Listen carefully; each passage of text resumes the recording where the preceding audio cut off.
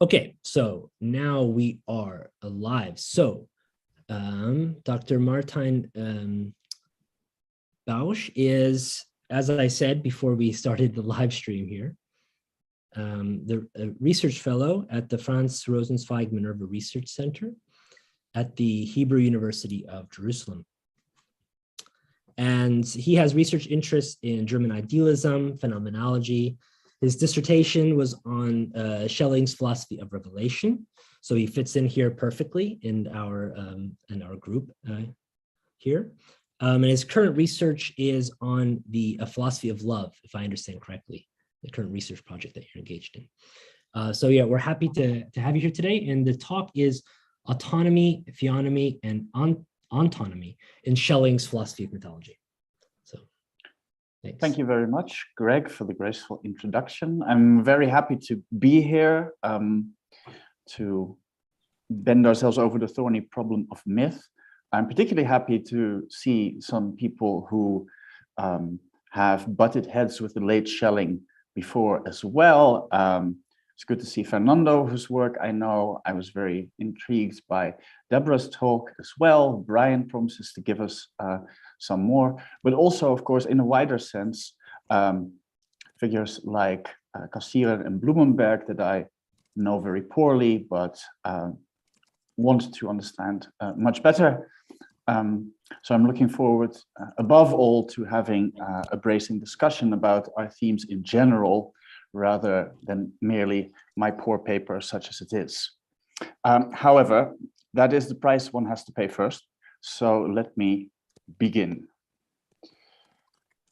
Schelling in the philosophy of mythology argues that myth is crucial to philosophy in that it articulates an outside to reason, to which reason is not simply opposed, but referred back, being which always already precedes thought.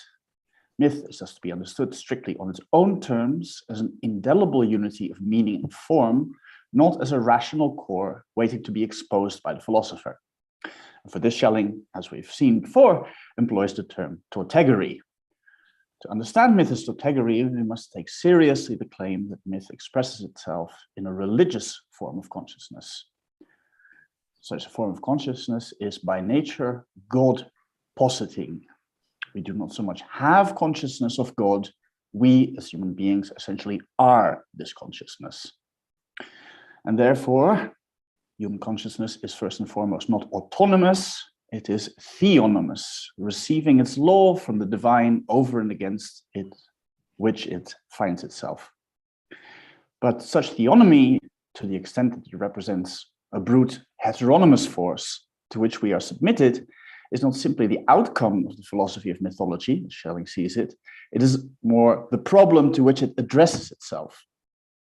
The process of mythology, its Arbeit im und am Mythos, is one in which theonomy must be transformed into what one could call ontogamy, the realization that consciousness, though it remains situated over and against a world of being, a plenitude of sense that it neither creates nor destroys, but that is somehow essentially given to it, consciousness is nevertheless not irredeemably caught up in such a world as it is. That would be the realization that the philosophy of mythology ultimately attempts to reach. But in order to do that, one would have to leave behind the world of myth for that of revelation, in which the horizon of history explicitly becomes ontologically open for Schelling. So that is the basic view of what I want to talk about with you. And now I will dive into the argumentation on Schelling's part. So it's the weighty contention of Schelling's late thought that a purely rational philosophy, consequently pursued, will be driven to a fundamental aporia it cannot overcome, a central antinomy between what follows from reason itself by necessity on the one hand, and what consciousness craves and demands on the other. This comes fully to the fore through the project of a purely rational and thus a priori negative philosophy. Such a philosophy can conceptually grasp what might be found in the world, but it is incapable of making any claims regarding existence, for these, by Kant, for their very nature, depend on experience. And it cannot show, though it would have to show by its own lights, that the highest object, which it strives to comprehend as such, exists. This object, of course, is God. Now, it may seem odd to those of an empirical bent of mind that the inherent object of philosophy should be God. But here we should remember that Schelling told Madame Stahl how much he detests Locke, and can we please speak about something else?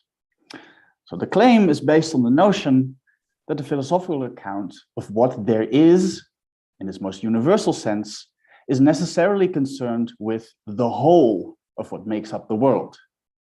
It is a good solid idea of Plato's. Schelling believes that only in the light of such a whole of being, individual claims of discursive knowledge can be grounded. Thus, empiricism can never get off the ground. This whole, precisely because it lies before any discursive determination, is itself not discursively accessible. It discloses itself only to the intuition or nous. Now, the history of modern philosophy, as Schelling understands it, is the attempt to make good on this Platonic desire of reason to grasp the whole of being as such, and in doing so, provide a foundation for all knowledge. By knowledge here, of course, we don't only mean theoretical knowledge, but the practical is very much included. This whole of being is the abstract, universal, and eternal God of the philosophers. In other words, it is Schelling's leading assumption that all philosophy is hitherto, as Kant and Heidegger would say, either furtively or openly ontotheological. It seeks to understand the totality of what there is as itself in turn a being, but a being which springs from pure reason alone. There is a fundamental problem to this ontotheological program of philosophy. For what philosophy strives for was, by Schelling's light, to find the autonomy of reason, that is, to bring to consciousness complete self-transparency, and in doing so, release it from subjection to dark forces beyond its understanding. But Spinoza's God, which is, to Schelling's mind, the greatest example of this attempt, the unity of being and thought, is not in any substantive way free himself. Spinoza's God is nothing than his own existence, to which he is blindly shackled. What most seems to guarantee his existence, within the purity of the concept he cannot but exist, in fact, is a testament to his impotence, for he cannot help but be. This unfree God of reason, who was meant to liberate us from prejudice and ignorance, leaves us equally paralyzed. If that wasn't bad enough yet, it gets worse once we take in Kant's critique of the ontological argument. The 30 thaler that Kant talks about, it will be remembered, are neither more nor less, whether they are real or imaginary. Existence is not a real predicate, and so even a being to whom all perfections must be attributed need not exist. Thus, what philosophy sought in the most perfect and necessary being, the sure knowledge that what there is fundamentally accessible to reason and at its disposal, is doubly frustrated. The philosophical search for the unity of being through nothing but a priori reason thus fails, because it can at best produce a concept of God as the necessary being. The reality or actual existence of such a God can never be substantiated through philosophy. It is correspondingly helpless in the face of the question, why is there anything at all? Now, the twists and turns of the anthropology with which Schelling ends his fullest elaboration of his negative philosophy, the philosophische Einleitung in die Philosophie der Mythologie, which I'm currently translating for SUNY Press, by the way. If anyone is interested in that, I would love to talk more about it. This project ends with the échec that consciousness can be satisfied neither in the universalism provided by the moral law, which crushes its individuality, nor in the pure contemplative science of a first philosophy, which gives it God only in the idea. What instead was needed at the end of Schelling's project of negative philosophy, he expresses in unhelpfully vague terms something along the lines of to seek God and, should he reveal himself, receive him. Now, if this were where the matter ended, then indeed the end of negative philosophy, such as Schelling sees it as an a priori science, would be the end of the idea of systematicity in philosophy as such, and Schelling would end up being more or less Kierkegaard. For it is hard not to conclude that every move of Schelling's short-time reluctant student seems perfectly prefigured in the sort of Pauline religious existential strain that Schelling ends up in at the end of this text. That would have the advantage, perhaps, of acquitting Schelling's late philosophy from the accusation of being some sort of enthusiastic ontotheology on the one hand, or an exercise in dogmatic speculative theology on the other, but it wouldn't do much for his concept of a positive philosophy that transcends and completes a philosophy of reason alone. So how do these two sides of Schelling's thought belong together? He seems equivocal at times, Schelling, but the fundamental position seems to be that positive philosophy could not get off the ground without first having received its objects from negative philosophy, the actually existing God whose act freely creates the world. If one shies away from the religious register in which these thoughts are expressed, one might, of course, also choose to say that what we are speaking of here is fundamentally the event. What the late philosophy of Schelling requires is that this event be now thought in two senses. On the one hand, it should be thought as opening up a logical, ontological space in which reason can operate, and which negative philosophy claims to have fully mapped out. But more than that, what the event also does is, in another phrase that we can't quite pit on Schelling, is to disclose a world. What this means is to say that an understanding of God that exceeds the boundaries of the logical, that investigates God as he appears in the historical living relationship he has to human beings, is one in which the world appears as a plenitude of meaning within which human beings always already move. And this plenitude of meaning as the background against which something like the logical can become possible can on principle not itself be fully spelled out in propositional form. Instead, it is, in one sense or another, a symbolic rather than a semantic whole, taking that distinction from Manfred Frank. Understanding this whole is the task of Schelling's positive philosophy, and its first object is the world of myth. So, having sketched briefly how Schelling ends up with myth, now let's see how the philosophy of mythology is actually supposed to work. If myth has, in some sense, this revelatory power for us that transcends reason, it can only be unfolded and understood in a philosophical elaboration that, although it is concerned with myth, is not itself mythical. And this is the project of the philosophy of mythology.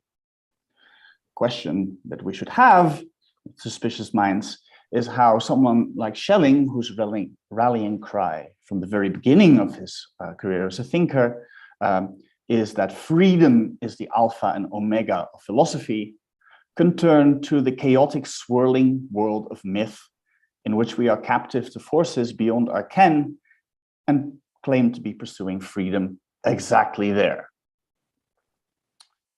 The first step in order to do this is to do justice to the fact of mythology. What could the fact of mythology be? Well, on the first step, something altogether pedestrian, it is that the ancient world, for as far back as the philological and archaeological record allows us to observe, tells stories about the gods that go back before the dawn of human history. So mythology here for Schelling is not a discourse on myths, but points to the myths themselves as a whole. And it also doesn't point to their poetic elaboration, even though it is to Schelling typical of the Greeks that their myths were present to them not merely as the background to their cultic practice, but also, and most vividly perhaps, in poetry. The same is not the case, of course, of Indian and Egyptian mythology, which is why Schelling is able to make this distinction while at the same time saying unflattering things about Egypt and India. Now, the world presented in this mythology, in such a mythology, is not a coherently singular world. It allows for endless variations and variants, escapes dogmatic codification, and it never comes to an end. And this shifty nature is precisely part of what makes it what it is. It's the primordial material with which the philosophy of mythology is then concerned. So how do we further qualify this fact, the existence of mythology? Well, we are looking at a world of the gods that is, in a century, a history of the gods in which new gods arise, are born, struggle, and reach power. And thus, it is at the same time natural. The gods are caught up in a cycle of life. And on the other hand, it is also, in an important sense for Schelling, and we may want to come back to this point, unfree. The gods themselves are ruled by an inscrutable law of fate. So this is the essential shape that polytheistic religious consciousness takes for Schelling. Natural and unfree, yet unmistakable and unavoidable. What Schelling's commitment to a philosophy of mythology amounts to, then, is a refusal of the idea that what human consciousness experiences and brings forth in history, in art, or in religion can be recuperated fully by philosophical reason. In this sense, Schelling marks his distance quite clearly from Hegel's attempt at allegoresis, one in which spirits finds in each and everything it encounters only hidden versions of itself, cryptically distorted forms of its own rationality. Against allegorizing myth away in this sense, he insists on its tautegory. Quote, briefly, to mythology, the gods are actually existing essences, gods that are not something else, do not mean something else, but rather mean only what they are, end quote. To understand myth as tautegory in its origins, rather than the state of being dissolved that we find mythology in already in poetry, so Homer and Hesiod, that we commonly read as the great forms that mythology takes in the Greek world, to Schelling are already monuments of decay. To understand that, we must take serious the claim of myth's religious nature. It's not a theory of what there is. It's not a conscious artistic creation. It's something, mythology, that consciousness finds itself already caught up in, enveloped in all the reaches of its existence, by it not only as storytelling, but in the real forms of outward existence, in practices of cult, ritual, and sacrifice. And of course, Greg mentioned this already as we were chatting before, human sacrifice would be the greatest example of this. No one sacrifices their children to a mere fiction. Being bound to such a world of myth cannot be explained on the grounds of a merely ideal relationship between a human being and the realm of the gods, as if it were just a particular object given to consciousness. The relationship between consciousness and the gods is a real one, and it is in this that the truth of mythology resides.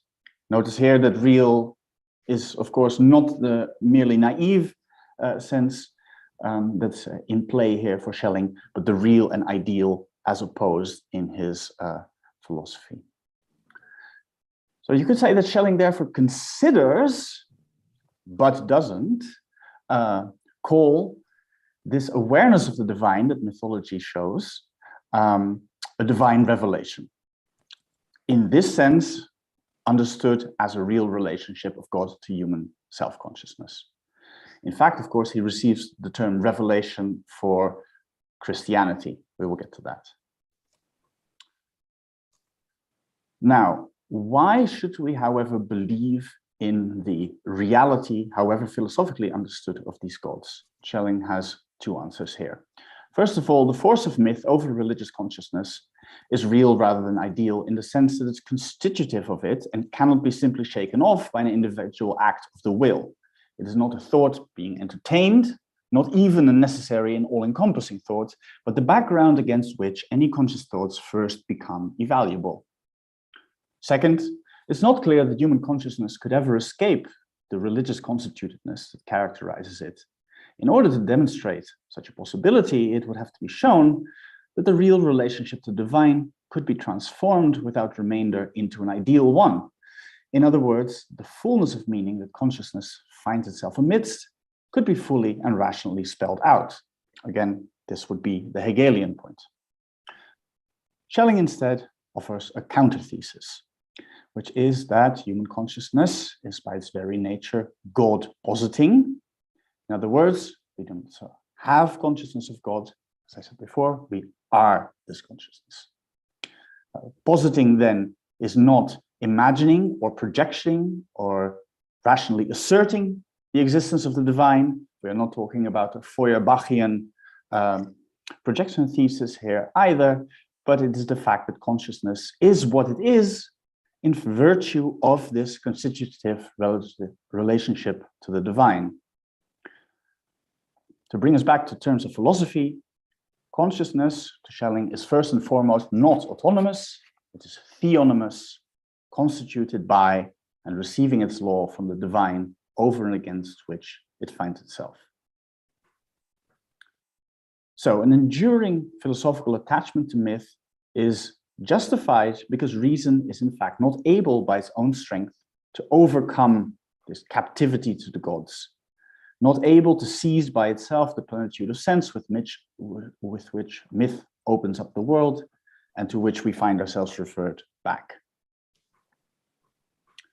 Now, if this were the end of the matter, then Schelling would have failed at his ambition to provide some sort of thinking articulation of freedom. Religious consciousness, on the one hand, is given over to the reality of the gods. Negative philosophy ended in a sterile stalemate. Nothing promises here that in relation to the world we could be free. But this would be to underestimate the resources of both philosophy and mythology, because this world of myth is not a static given. Yes, we are looking at the rise and the fall of the gods, but this is not merely a wheel turning around, but instead a dynamic that already in a certain sense is historical. It is historical not in the sense that the mythological world, we can pin it down on Greece and antiquity, but more importantly, it's internal to the idea of mythology that there is this movement of one god to the next, and that in this movement, religious consciousness develops itself. It undergoes an experience. In this sense, as Marcus Gabriel himself has argued elegantly, I think Schelling's late philosophy takes up his earlier task again of providing a history of self-consciousness. Now, in what sense is the mythological process then part of a history of self-consciousness? Well, the main line of myth to Schelling is that with every passing generation of the gods, they come closer to man until the final figure of Dionysus is reached. For Dionysus as a god of the vine is not only the comforter of man, he is also a god who dies and is reborn, and a god to whose nature it belongs, that he is a god incoming. We spoke about this briefly already. Not incidentally, in Euripides, the opening line spoken by the Dionysus figure is, "I have come, the son of Zeus, to this land of Thebes." Little footnote here. There's of course been a lot of interest in the fact that Dionysus is not an Olympian god. and a lot of speculation, particularly in the 19th and early 20th century, that he was perhaps not an originally Greek god. Linear bead tablets have since shown that he always was there. And so Dionysus's attribute of coming is not so much to be understood as the history of the introduction of occultic practice, but something that attaches to his essential idea. It would be nice to talk more about this if anyone's interested. Okay, so what is crucial about Dionysus as friend of man is that he opens the way for an understanding of the divine as not boldly opposed to mankind, but suffering with and through it, dying to the old and being born to the new, and essentially in his coming open to the future. In this sense, Dionysus is not only subject to history, but is taken in his essential openness towards it. Thus, Schelling can emphatically say, "So ist alles Dionysos." To conclude, briefly, what we must take from the philosophy of mythology is the following, I think. First, the idea that human consciousness is, by its very nature, God-positing. Human consciousness is first and foremost religious consciousness and finds itself always already standing in relation to a divine plenitude of sense that cannot be exhaustively described in discursive terms. Second, this plenitude of sense manifests itself first and foremost as a domineering power. And thus we have a situation in which consciousness experiences itself as unfree to the extent that it is bound to the gods. Third, through this history of the mythological world, consciousness nevertheless undergoes an experience. What begins as unfreedom in the face of a cold, uncaring God transforms itself into a relationship characterized by mutuality and, most importantly, is temporally inflected. Dionysus, as the coming god, is himself not simply present in the now, but refers to the future. Now, this theme of coming, announced here quietly, will become of great importance in the philosophy of revelation, because if what negative philosophy could not explain, time, is present in the idea of the history of the gods, it is not yet itself brought to conscious presence. The figure of Dionysus, however, is not accidentally one that is caught up in such a history, but one constituted inherently in his coming, and precisely as a coming god, he is the bringer of freedom. Thank you. Thank you very much for our time. It was a very interesting discussion of Schelling, clarificatory in many ways. So we have some time for discussion. So let's see, what time is it now? 4:50. So we can talk until about 5:05, I suppose. So the floor is open for questions. Yeah, Michelle. Thank you for your presentation. I've got two questions. So first, you talked about the history or mythology as a history of self-consciousness. There's one question, is it development from unconsciousness to consciousness? And if this is the case, does it mean that do earlier mythological concepts have less consciousness than younger ones? Or what does this mean if it's in development or in history? So if you compare it with the philosophy of Hegel, or it's from unconsciousness, or from Bewusstsein to self-consciousness to Selbstbewusstsein, and what does this mean? And this point concerns my second question. You talked about the within mythology, about an ideal relationship of God and mankind. And you said self-consciousness, and this is the main point. And if this is the case, my question is it a historical true relationship, or is it a true relationship? And what does it mean? Can it also be a false relationship between God and mankind? And see, and one connecting point is, what does mean truth? Is it linked to freedom? Because you also talked about the philosophy of revelation, and there must be, I think so, a gap between mythology and revelation. And so probably you can help me. Thank you. Well, I don't know whether any of you have this experience as well, but usually when I deliver a paper, I end up thinking at the end, this would have been the good prologue to the paper that I should have written.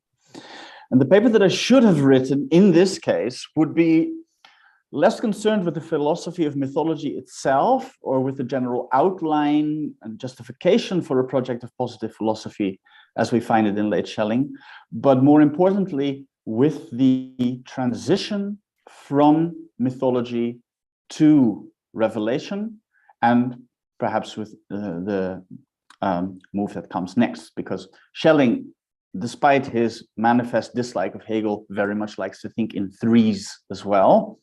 And the threes on the side of positive philosophy are, of course, mythology, revelation, by which we mean Christianity, and then third, a philosophical religion.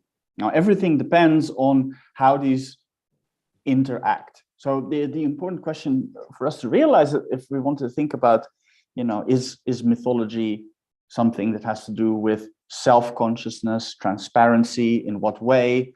If it is, then why do we need something else to come along? Does this something else that comes along radically end mythology, or does it somehow carry it over into something new? These are all very important questions, and Schelling is, of course, frustratingly vague about this often. But let's see. Your first question was to point to consciousness. Are we talking about self-consciousness here? Self-consciousness, to the extent that by that, in Hegelian terms, we think of something like full self-transparency of the knowing and acting subject, that is something that Schelling rules out from the beginning.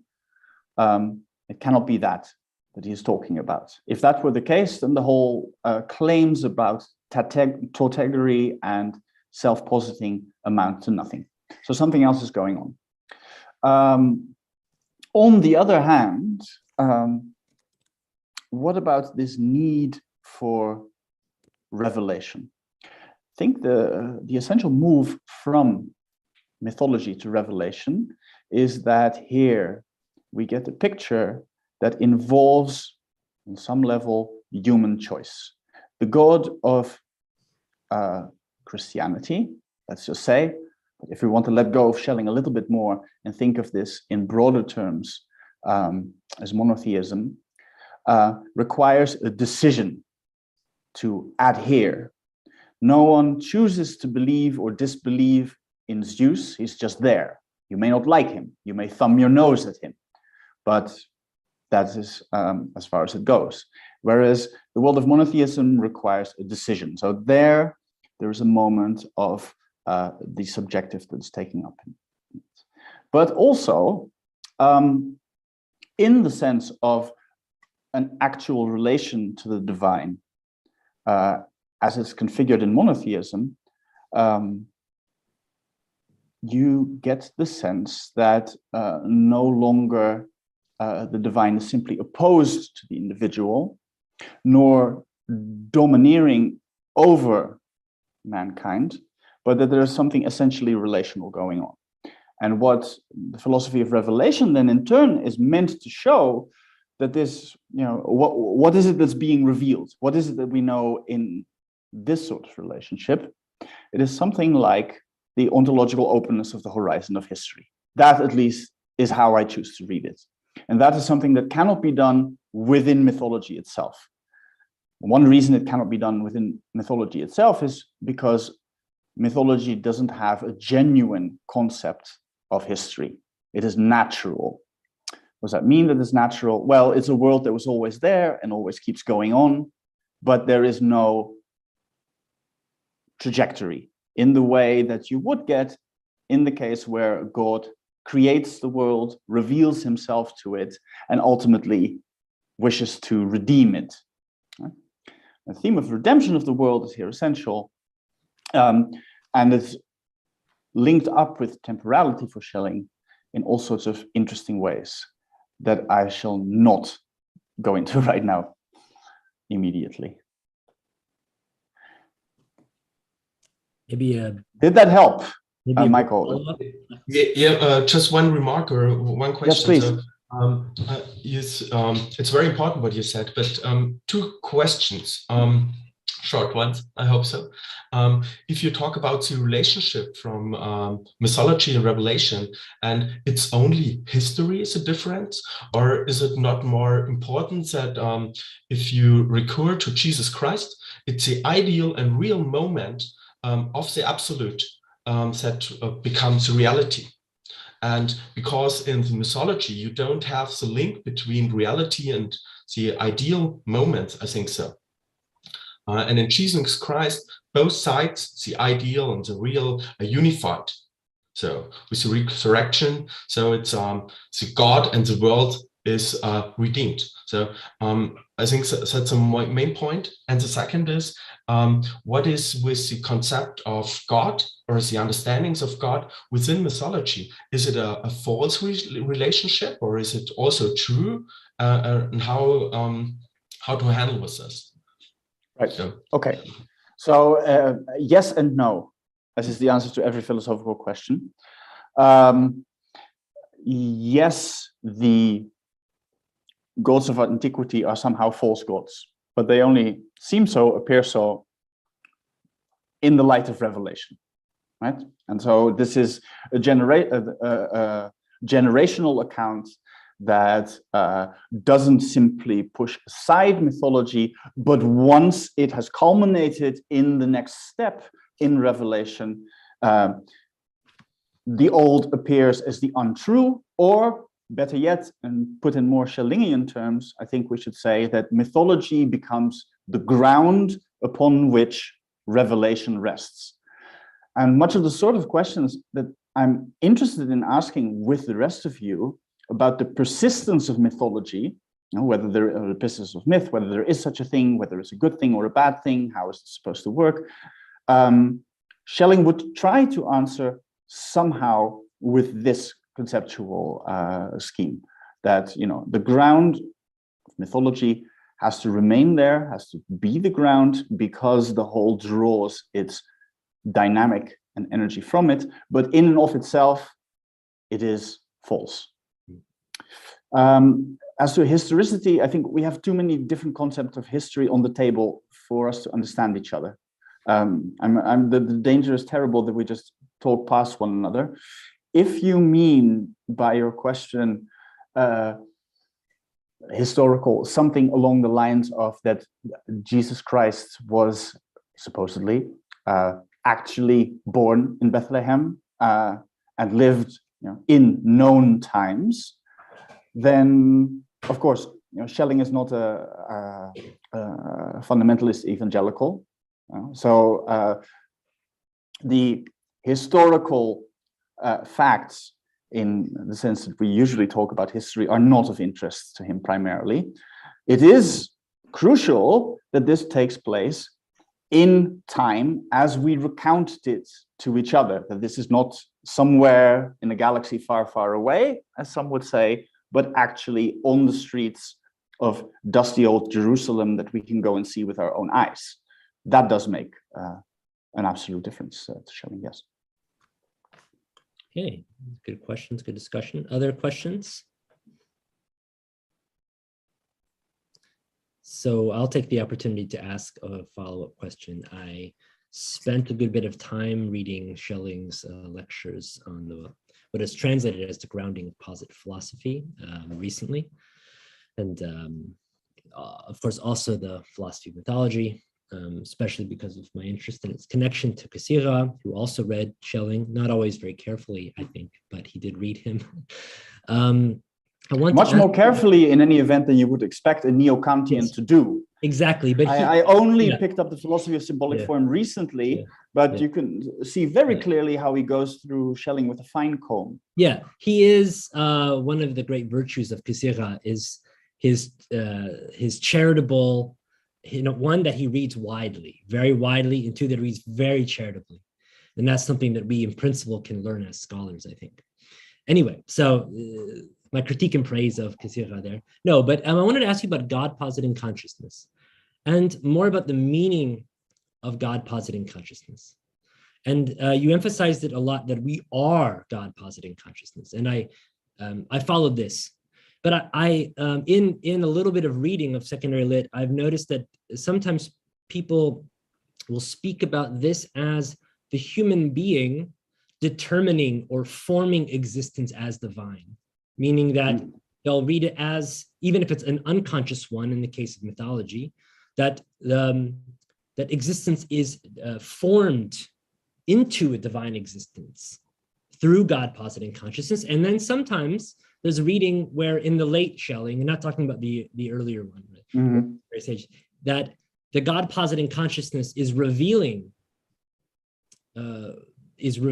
or is the existence as divine, or we are the ones to whom, essential to our nature, that existence is revealed as divine.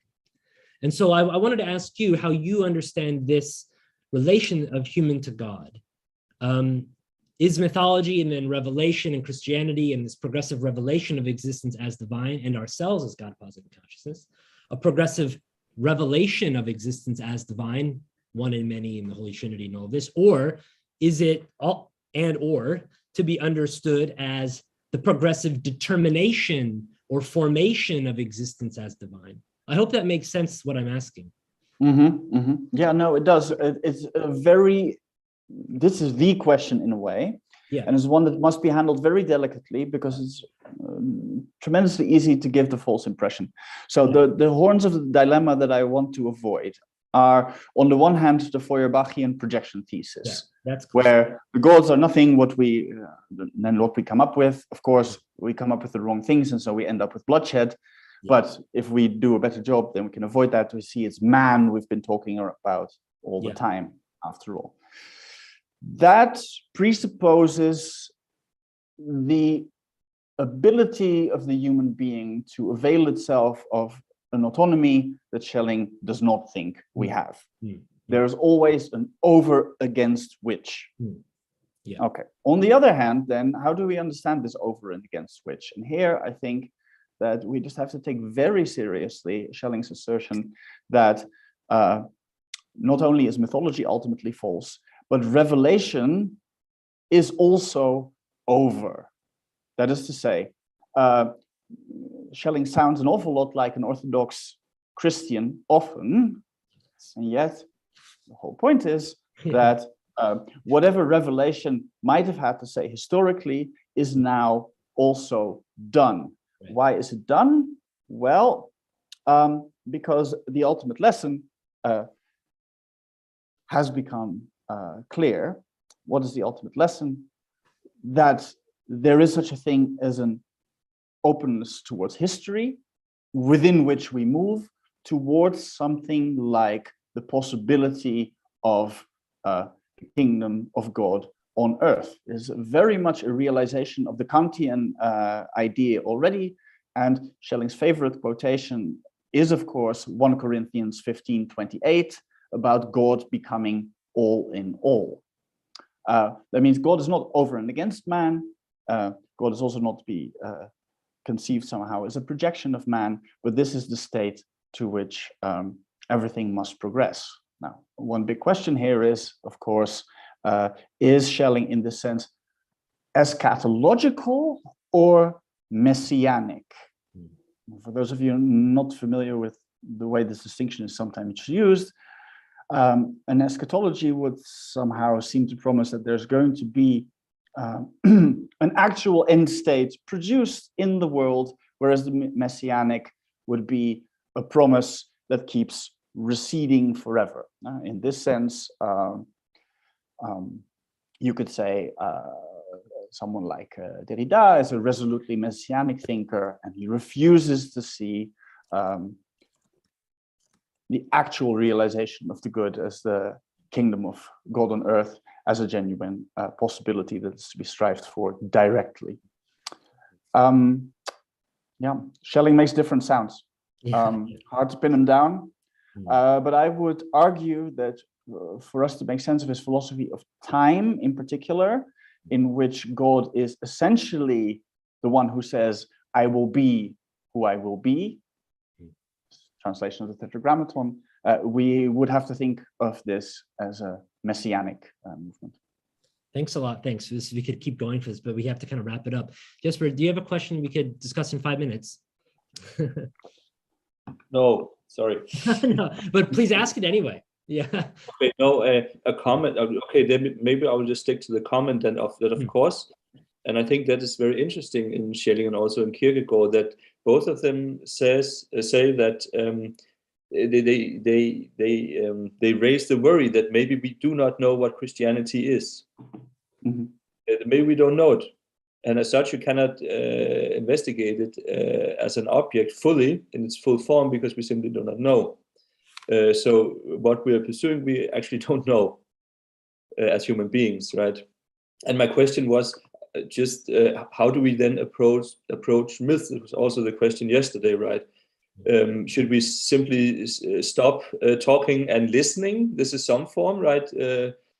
Simply listening through ecstasies or what do I know, or feeling, or because if myth are false from the standpoint of revelation, you mentioned that, what then happens to Schelling's understanding of myth as tautogorical, right? If they're Would you false, repeat that last sentence? Yeah, if myths are false from the standpoint of revelation, what then happens to his notion of a mythology or philosophy of mythology as tautogorical? My question would then be, on this account, on Schelling's account of philosophy of mythology, would that maybe not make a philosophy of mythology impossible? Right. There's this worry in Schelling that myths are so hard to understand that we simply have to discard this notion and then turn towards Cassirer and says, no, I'm just investigating forms of consciousness. Well, one way of thinking about it that I think could be fruitful, and one that Sean McGrath has explored in recent publications, is precisely this idea of mythology as the ground of revelation, which brings with it the possibility that there is a relapse into mythology, when mythology, rather than being content to serve as the ground of a higher truth, arrogates the center of attention again. And this, of course, for those of you who know Schelling's Freiheitsschrift, is also precisely how he there describes the process within God. So that means the problem is not so much that myth will simply seem something that one cannot understand or has been discarded after all, but something that continuously needs to be kept in check. It needs to be kept in check now in ways that it didn't have to be in antiquity, because now it is situated differently over and against revelation. And so falling back into myth is the arrogant refusal to open oneself up to the world and to stay in a situation of simply posited, domineering commitments. And McGrath himself goes so far as to say that much of what we see these days politically as populism, refusal of reason, and its insistence on ethnicity and boldly asserted claims that have no substantiation, is ignoring of socio-economic as well as technological reality, can be fruitfully thought of as something along these lines. But that would mean that myths are not really false, but perversions, right? They have become perversions now in the light of us knowing better. They were not necessarily at first. Yeah. Well, thanks, Martijn and everyone for the discussion. It was really interesting. So thanks again.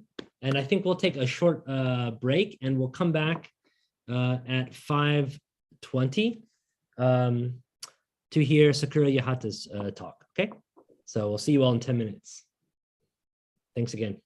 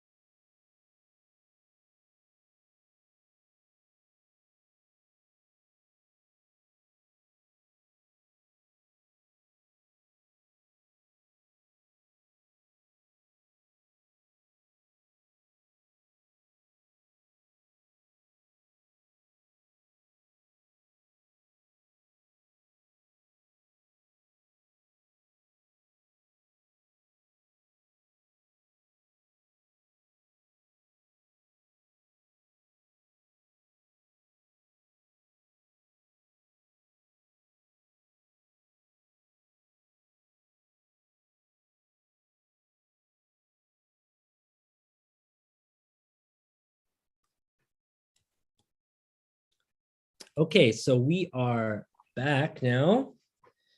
It is 5:21, so we're a minute here behind. So let's go ahead and introduce our next speaker. It's Dr. Sakura Yahada, who has a PhD from Kobe University.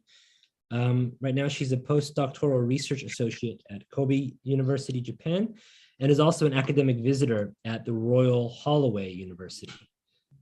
She has interest in philosophy of art, aesthetics of German idealism, romanticism, and in particular, Schelling's philosophy of art. So we have another Schelling enthusiast here with us to give another talk today.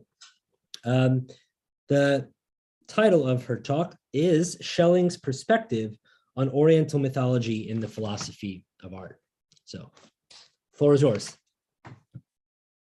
Okay, thank you for your invitation and a really kind introduction. And so today already so Schelling's philosophy of mythology, so presented by Martin. And so on the first day, so yes, many scholars so said about the Schelling's philosophy or Schelling's mythology. And on the second day, so a little applicable or sometimes so to contemporary mythology, and so already so open to the world or openly and so widely. So we all have discussed. But today, so my presentation is about the philosophy of art. So a little back to early Schelling's philosophy, but from another perspective about the Oriental world. So I want to share my presentations and a little so okay, moment. You can see the some text and some text so I quoted in my presentation. Okay, I begin. Friedrich Wilhelm Joseph Schelling articulates his idea of mythology in his varied works, spanning his earliest to his late philosophic treatises. His master's dissertation, 1792, and his paper on myth, 1793, exemplified his early views on mythology. The oldest systematic program of German idealism, 1797, was one of the most representative works to call for a new mythology. In Schelling's mature phase, his philosophy of mythology dealt intensively with myths across the world. In between his early and late writing, he also discussed the mythology during the period of articulating his philosophy of art from 1800 to 1807. His lecture series entitled Philosophy of Art especially regarded mythological gods as ideal materials for art. His dichotomously characterized mythology in the ancient and the modern, or Greek and Christian. Beyond the classification of human civilization between ancient Greek mythology and modern Christianity, however, he also conveyed his idea on the Oriental world and its mythology, which offer a perspective of diversity beyond his statistical classification of mythology. Today's my talk attends primarily to Schelling's philosophy of art. In particular, it examines his lecture series entitled The Philosophy of Art, Philosophiacus, in which he discusses the theory of mythology through specific examples. First, I summarized Schelling's fundamental definition of the philosophy of art by focusing on imaginations in Bildungskraft. Second, it comparatively elucidates the relationship between the ancient and modern world. And then the realm of the Orient in his text. Finally, this paper explores some of Schelling's text, the venture beyond the binary of ancient versus modern. Moreover, it is proposed that Schelling possesses a diverse perspective of the non-European world, and that he aimed to overcome modernity by developing a new mythology based on the philosophy of nature. And so the lecture series entitled The Philosophy of Art were delivered in Vienna 1802 to 1803, and also repeated in Würzburg, 1804 to 1805. Schelling defined that the philosophy of art is the construct the universe in the form of art, and the science of the all in the form or potency of art. Schelling claims that art can represent the idea of beauty. The absolute is combined via a gifted artist with an objective thing and made into an artwork. The absolute then appears as beauty in a real and objective artwork. The absolute is thus reflected as the idea of beauty in an artwork. Schelling restates the definition elsewhere. I quote, "The philosophy of art is the presentation of the universe in the form of art." End quote. Human beings perceive the universe or the absolute as beauty through artwork.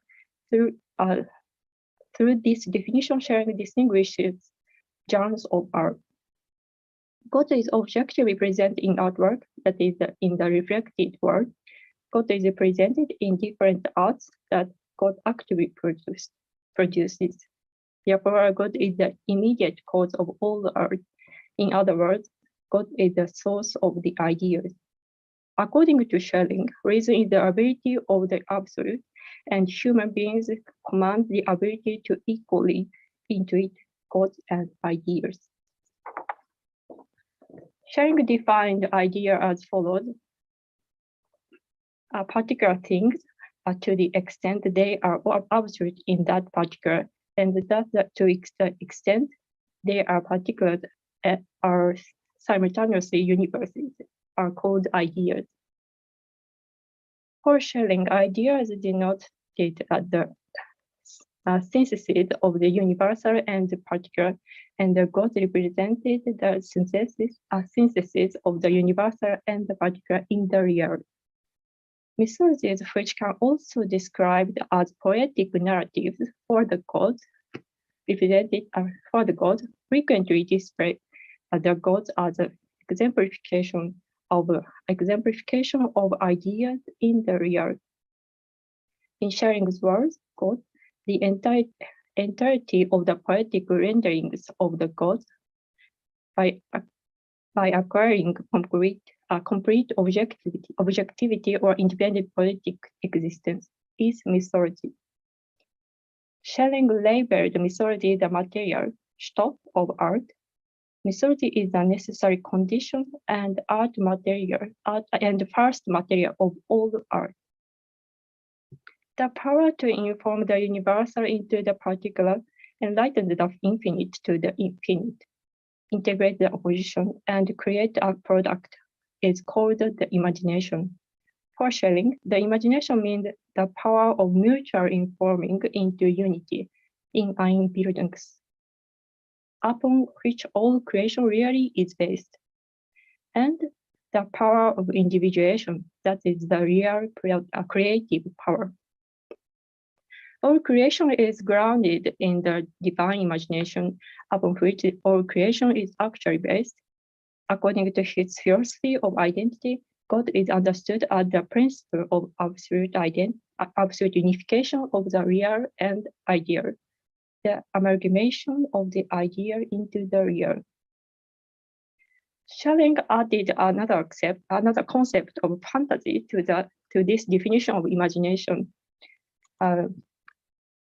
The world of the gods can be comprehended only by fantasy. Imagination is the ability to receive the idea of a work of art from the absolute and to form the idea into a tangible piece of art. Fantasy is the capacity of presenting the idea, which is then apprehended by the imagination as an objective art. Hence, both abilities perform necessary functions in the production of art in the aesthetic intuition.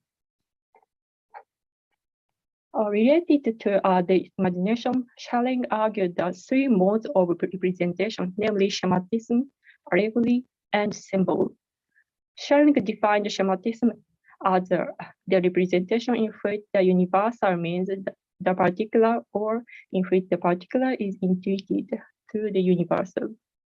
Conversely, allegory is the representation is in which the particular means the universal, or in which the universal is intuited through the particular. Schelling then asserts the synthesis of these two, where neither the universal means the particular nor the particular in the universal, but rather whether both are absolutely one, is symbolic. Schematism, allegory, and symbol are therefore three different modes of representation, and they are possible only through the imagination. They can thus be regarded as three ways of the imagination in different directions.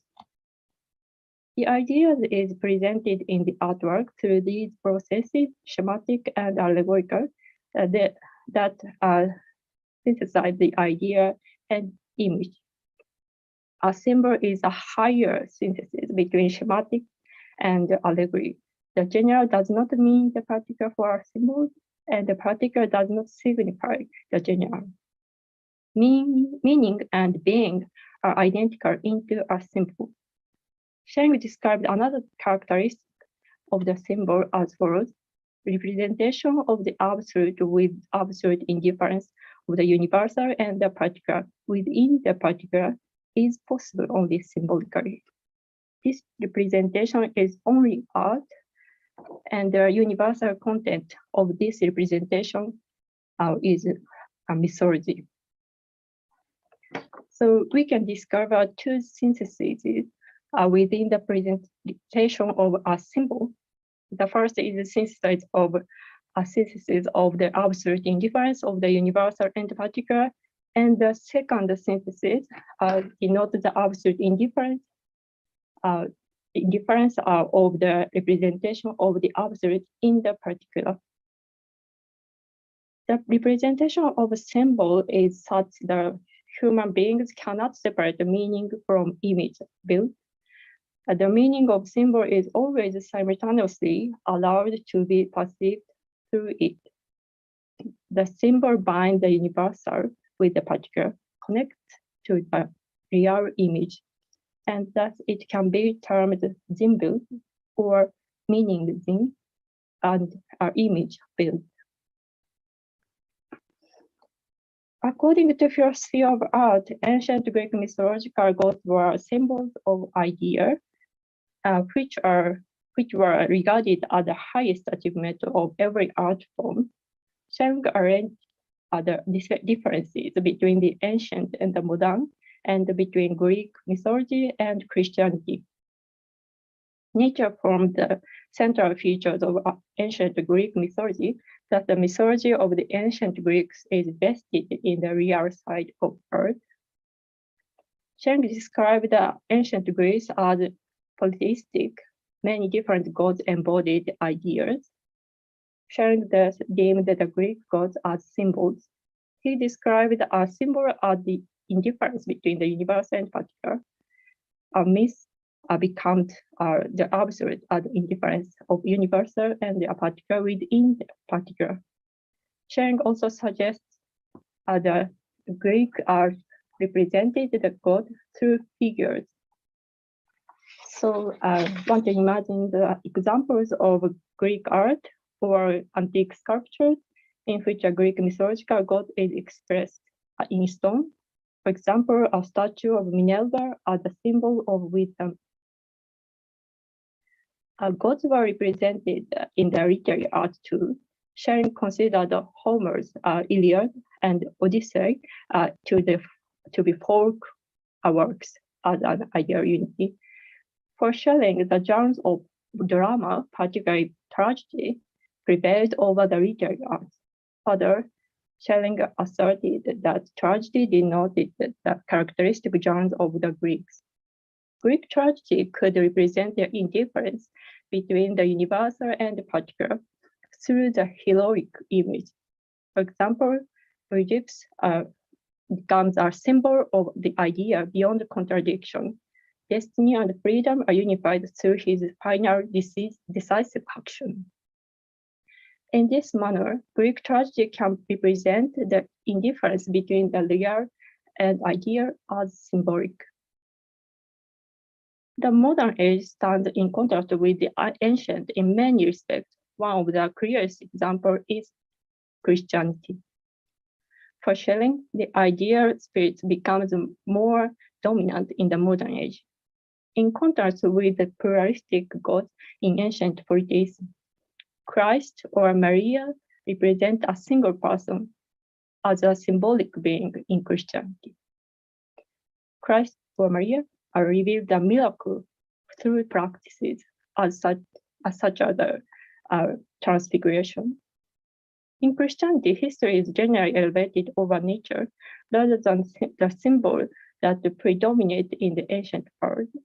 The concept of allegory is a prevailing element in the modern world. That the art of modernity is characterized as harmonious or composed of various elements, as exemplified in the universal arts by some Christian works of art created by famous modern painters such as Leonardo da Vinci, Correggio, Tiziano, and Raphael. So, interestingly, Schelling discovered an alternative possibility of mythology in the Oriental world. For Schelling, the essence of Greek poetry is the absolute equality of the two, the finite and infinite, and the form of it is the interpenetration of the infinite and represented in the finite. And then he continues as follows, I quote, "In those cases where the imagination did not quite attain complete interpenetration of the two, only two situations could result. Either the infinite was symbolized through the finite, or the finite through the infinite. The latter was the case in Oriental art." Quotation ended. This quotation clarifies that Greek poetry is accorded the absolute position among other poetries, and that it is thought to represent the interpenetration of the infinite and the finite. Oriental mythology indicates a certain means of symbolization that integrate the infinite through the infinite, even though it does not achieve Greek mythology's levels of interpenetration. The finite and infinite are permitted by each other in Greek mythology, and they are one. Schelling regards the Greek mythology as, to that extent, absolute poesy, because it drew that the element of the infinite was already permitted with the finite. That is, the entire element of divinity, a divinity, or divinity to the extent that it is fullness. Schelling assured the absolute dominance of Greek mythology and emphasized the incompleteness of Oriental mythology. For Oriental mythology cannot be termed symbolization because it can only achieve a one-sided synthesis of symbol, namely a symbol of the infinite through the infinite. Yeah, symbolism of the finite through the infinite. Despite the apparent absoluteness of Greek mythology, Schelling also recognized Oriental mythology as a certain attempt at symbolization. Schelling characterized Greek and Oriental poetry in the relationship between the supersensible and intellectual world and nature. In his view, the Oriental imagination dwells entirely in the supersensible or the intellectual world, in which the finite and infinite are one. Further, the people of Orient try to transpose nature into this world. The Oriental imagination works directionally from the finite into the infinite. Conversely, the Greek imagination symbolizes the intellectual world through nature. So it is directed from the infinite to the finite. Therefore, Schelling termed Oriental poetry the opposite of that Greek. Schelling contrasted the Oriental and Greek mythology from the perspective of a direction of the fantasy, distinguishing between Greek and Oriental fantasy through their directional difference vis-a-vis their finite and the infinite. In this case, the infinite signified the absolute infinite, or the perfect interpenetration of the infinite and the finite. Sorry. Sharing named Persian and Indian mythologies are the most famous applications of the mythos of the Orient. He distinguished the Greek and Oriental mythologies into the realistic and idealistic. The realistic mythos views the gods and its figures as being independent and in and for themselves, or as being purely that which they are. The gods in Greek mythology are symbols of the ideas in which the infinite and finite are integrated, and the ideas are unified with their figures. The idea represents the real realm. So Schelling labeled Greek mythology as realistic. Schelling deemed Greek mythology as the highest. However, in contrasting the potential of Indian mythology to its Persian counterpart, he emphasized the poetic significance of the subcontinent's mythos. This I quote, whereas the Persian remained pure schematism in all its creation. The former, that is the Indian, at least elevate itself to the level of allegory, and the allegorical element is its dominant poetic principle. He categorized the Indian mythology as allegory and positioned it higher than Persian mythology, which to him corresponded to schematism. However, Indian mythology is never able to elevate itself to the symbolical level. Schelling added a reference to the potential of Indian mythology as allegorical poetic art.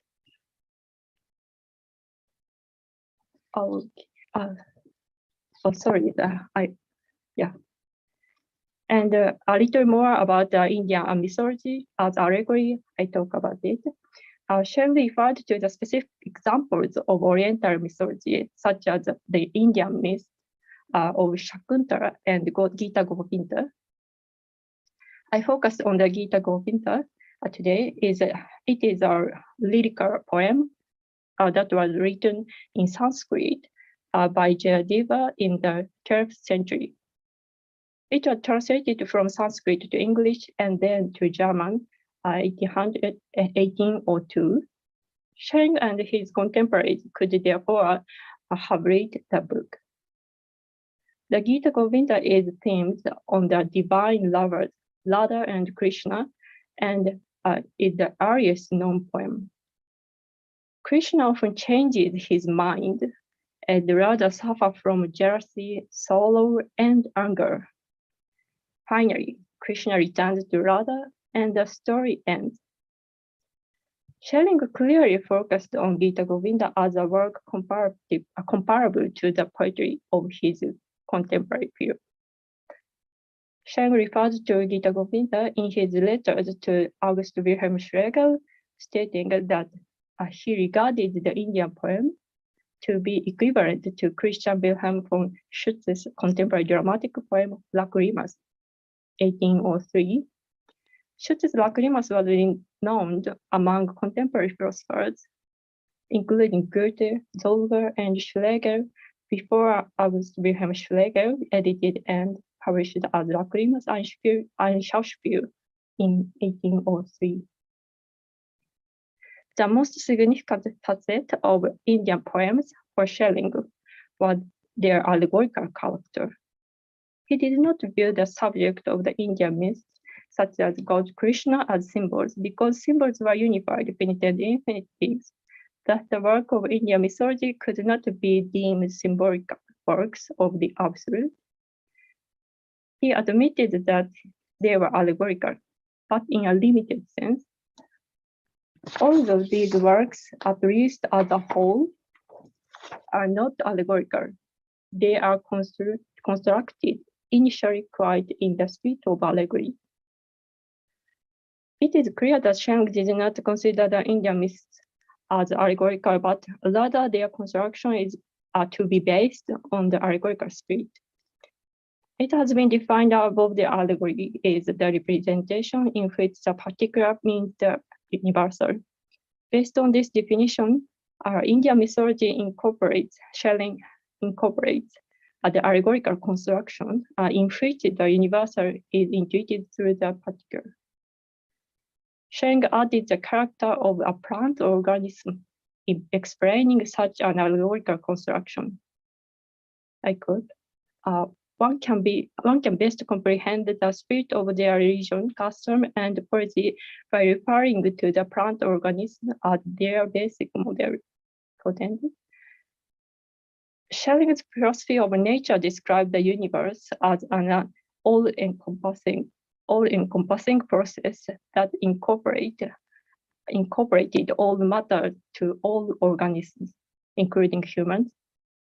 In Schelling's worldview, the productivity of nature was viewed as a condition on the ground, and it developed itself according to its potential. Every element of a plant, for example, its roots, its leaves, and its flowers constructed the whole plant. That the plant is the allegorical element in the organic world. Okay, and I go to the, yeah.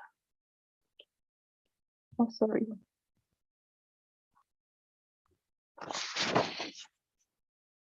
Oh, sorry, that is the last part of my presentation, is the diversity and possibility of the mythology of the Oriental world. And Schelling did not assert that only Christianity satisfied the conditions of the universal mythology. He stipulated that universal mythology exhibited the power to unite the discrete mythological world, to reveal the universal spirit of the material world. Schelling recognized multiple customs and cultures of the modern period, a fact which to him corresponded to schematism. I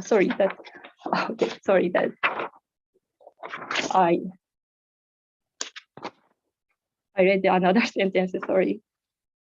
A factor that implied that he had a pluralist views of religion and culture in modern period.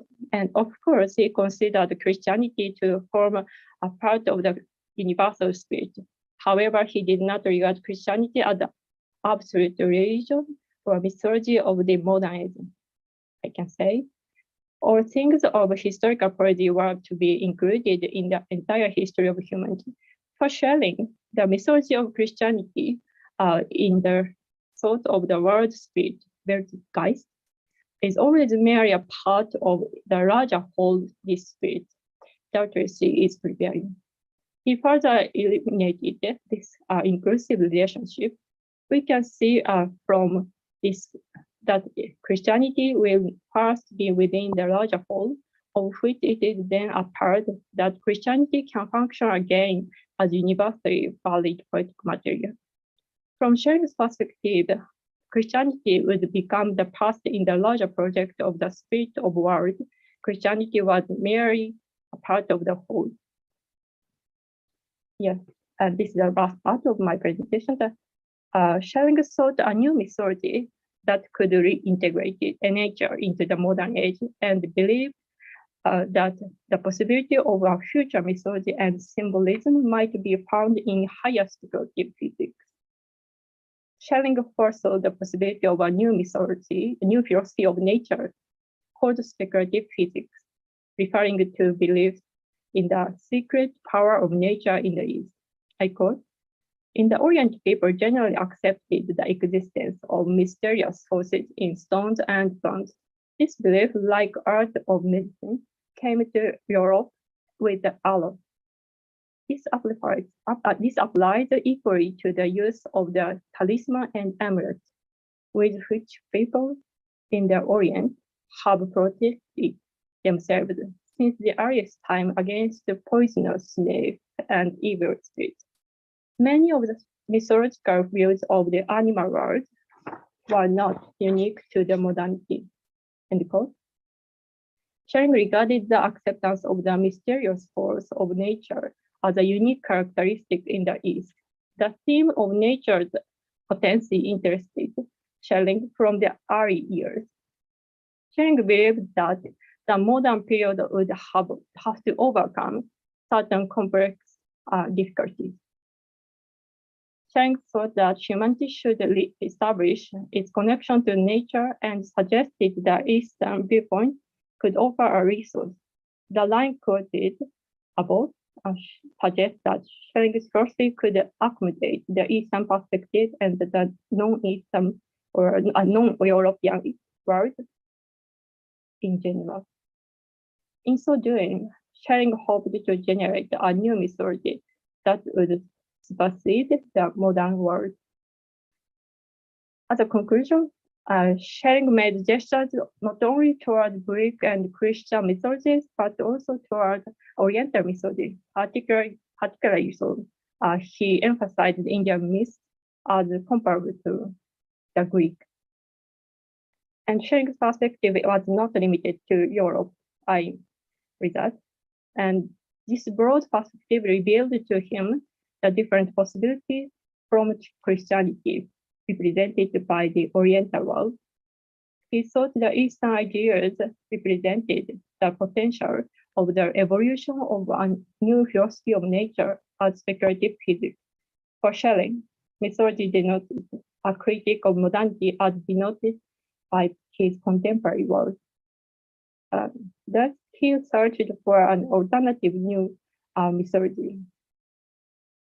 His perspective on diverse mythologies and Oriental world was constant throughout his contemporary career, from his early philosophy to his mature theory. Thank you very much. Thank you very much for your presentation. We appreciate you presenting on Schelling's philosophy of art and bringing in the kind of also non-European, his thoughts on non-European art and mythology and the like. Yes, so we'll open up for questions. Jesper, you have the first word there, and then Martijn after Jesper. Thank you very much for your talk. It is really clear, and I really like I like Schelling's definition from the philosophy of art. You can work with them, although you don't have to agree, right? I have a question, or maybe I just want to hear your thoughts of this. I found it very interesting. Of course, I find his theory of symbolism very interesting. He says it's kind of a synthesis between schematism, that would be some kind of construction or theoretical philosophy or rule following, and on the other hand, the allegorical interpretation, that there are no references in symbolism, right? So in a sense, symbols are meaningless. They don't refer to anything else. So because meaning has to do with reference. But in the case of myths, it seems to be Schelling's position, this meaning is to be understood on basis of the content itself internally. So we cannot understand myth externally, but need to understand them internally. So if we should understand, for example, the Greek god Uranos, we could go to Hesiod and read that Uranos was brought forth by Gaia as her equal, and so on and so forth. So there's this, he also says, Schelling, that it's a matter of Zeugung, creation. So the references in myth are internally as internal references. Now, what I here found very interesting was his quotes on Oriental mythology. It really baffled me that he says it's kind of a symbolism of the finite through the infinite. This was correct, right? That he says as a whole, they must be understood. We have to understand them symbolically, but they were quite allegorically internally. what does this mean for Schelling's thought on Oriental mythology? Does it mean that he somehow don't really find them to be myths? He says internally we have to understand them not as the real Greek myths. But what does this mean? Does it mean that he says we have to understand them externally? And why is this? My question is then, why do you think this is so? That is it because they are too alien to him, these Oriental myths, as he doesn't really have access to them as the Greek myths? Is it accidentally? It's just because of a lack of knowledge, or do you think there's something to it in Schelling that he says that internally we have to understand Oriental myths kind of allegorically, as a whole symbolically, but internally allegorically? Why do you think he says that? What's his reasons for saying that? So, yeah, I thank you very much. So, Ispar. So, yeah, that is a very good point and questions about it. And so, yeah, so the myth is originally so internally so references or referring to and so but so in the philosophy of art or the Schelling so sort of art, it is important so to objectively represented. So it means so that through the artist's creative art, like a divine creativity to the public or kind of publicity, I think. So it means aesthetic intuition. This point, the aesthetic intuition is in his work, so 1800. So maybe so you know already. So in the system of the transcendental idealisms, he said that a kind of intellectual intuition and objective intellectual intuition is aesthetic intuition. So it means so a kind of publicity or the openness or through the artist. It is a point, and he said in the philosophy of art in his lectures, so the mythology is the content or the source of art. And so the source of art, the content of art for themselves is internally or internally referred, so through the meaning or something. But so we can imagine the ideas with the gestalt, so with the build, so unify in the unification or integration of both. And then this is the same argument from the philosophy of mythology or our ideas of mythology. But we can find the difference between the art and mythology. So art is more another level or more another development. So to represent or to produce into our objective world or our real world. So this means difference. And so myth is not only so internally so referred so in art, I think so. Yeah, and so the second point is very so complicated. I am also confused about Schelling. So it is like Oriental mythology is seen as only from one perspective, so schematism, so by Schelling. But another perspective, he said allegorical perspective, and to the counterpart, so Persian, or in contrast to Greek mythology, he said allegorical perspective, allegorical point of Indian mythology, especially Indian mythology, not the Persian mythology. So he said it is very so interestingly, and so it is not clear and very short sentences. So he argued in his point, and by Schelling, so allegorical means so the one part of symbolism. Yeah, and so it is more so idea, and they're more close to essential points so in the symbolism process. And so that point, so we can understood as allegorical, so construction, allegorical spirit in the Indian mythology is close to the most ideal mythology in other Greek. Yeah. So and we can argue that, so from only these sentences, and so I quoted from the Indian Oriental world, so snakes or mysterious force. So this perspective by sharing connected to our nature or physics in the by Oriental world and world speed. So I quoted this one, and so I'd like to more and more from the nature, philosophy of nature, or some later philosophy. So in philosophy of mythology, I want to apply to this perspective to my paper. Thank you. Yeah, very. May I just comment very briefly?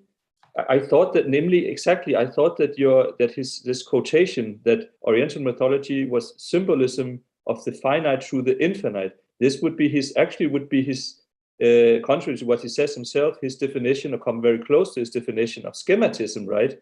Which would then mean it is okay. Oriental mythology is actually not really mythology; it's on a higher scientific level, which would also be interesting, right? It's actually more close to philosophy and nature than a mythology. Thank you. Yeah, it's true. So how we can understand the being through something, or meaning, or refer something by metaphor. So that is complicated, and so it's true. That thank you. Martijn. Thank you for your lovely paper. Thank you. It's always good to be reminded of Schelling's philosophy of art, particularly because it slides out of view with the later Schelling to an extent. I'm reminded also it has some strange, to our mind, idiosyncratic positions. It, for example, claims to show that the greatest Renaissance painter is not Raphael or Michelangelo, but Guido Reni, whom we've all, looked at endlessly, I'm sure. But aside from personal idiosyncrasies, there's also a question of Schelling's, to say this, thinking a little bit about Hegel's critique of Schelling here, which unfortunately bites his tendency to engage in label sticking.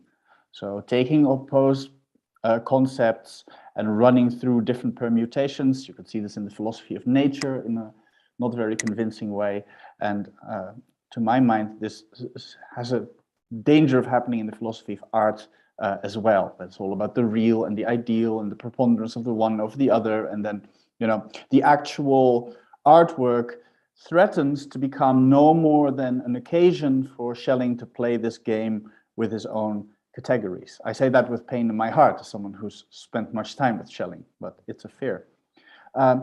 So I'm zooming out from that as well, and instead want to ask you in a wider sense, in the engagement that we see in the German idealists and their contemporaries and their followers with the East, with anything that stretches back beyond and before the Greeks. There are two ways of looking at that.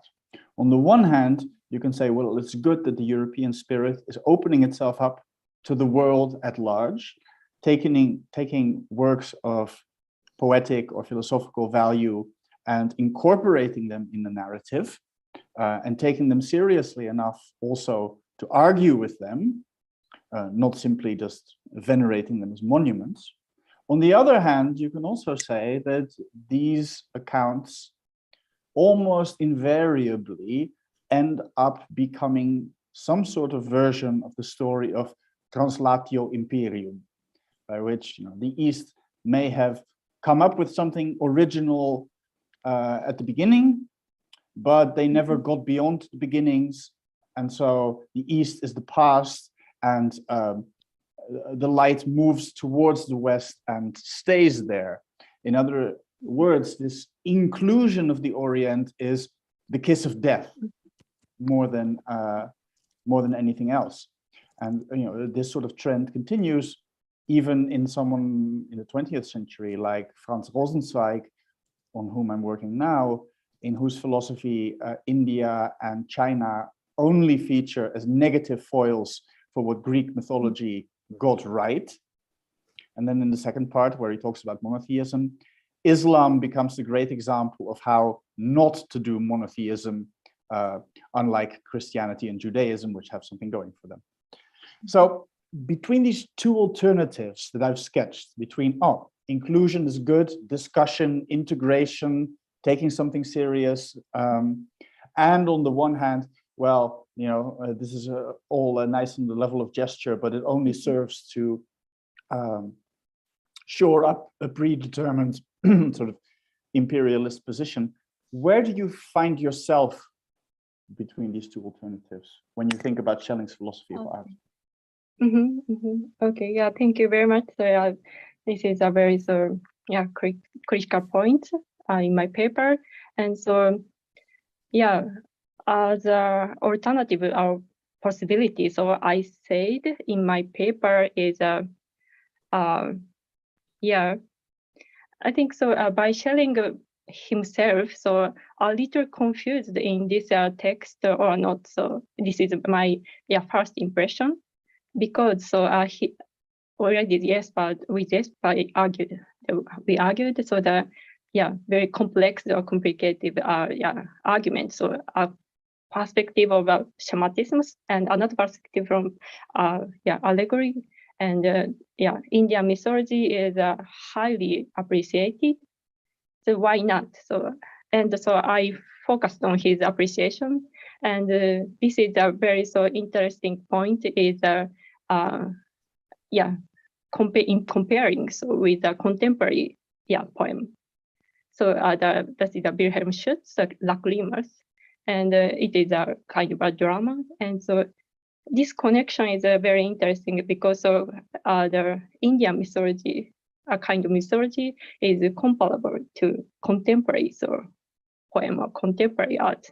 So this meaning is if he finds a similarity or the same possibility of the modern art in Indian mythos, so it means a kind of beyond the modernity or something, or next stage to the modernity, because in the modernity, Schelling discussed mainly Christianity or Renaissance art and novels. So in novels, on the first day, a presenter said a kind of discussion about the novels in modern. So it is also the two perspective beyond or integrate, but in this philosophy of art and about the Indian mythology is a little beyond the statistic classification. I think this is in my opinion. So Okay. Any final questions or comments before we take a break? Okay, so thank you so much again for your talk, another virtual clap, and for the discussion afterwards. So unfortunately, due to some travel disturbances and misunderstanding of the schedule, it looks like we probably will not hear from Marcus Gabriel today. I'll update you if that changes. Although I am assured that he will be submitting a chapter to this book that we're planning still. So you'll have to wait to hear what he has to say about myth and ideology until then. So all of you who were hoping to hear the talk, you'll just have to wait to read it in the book. You'll just have to make sure the book comes out in short order then, Greg. Yes, I am even more motivated now not to drag my feet and spend 4 years on the edited volume, which I am here now publicly on YouTube promising to all of you I shall not take 4 years to do it. Or if it does take a long time, it will not be on me, but on the publisher. So let that be a kind of public commitment on my part. Thank you. Martin. Okay, so regarding the schedule then, so let's just kind of a little quick note on this. We only have then two further talks and then some concluding remarks. So I think what we'll do is we'll hear from Michelle Hackel at about 6:20, and then we'll end with that around 7:05. And then we'll just take a longer break because I think Brian, who's in the States, also has some scheduling commitments. So we'll gather around 9 o'clock. So we'll just take a longer lunch or dinner break, okay? So, all right, so I'll see all of you in about 10 minutes, about 6:20, okay? All right, thanks.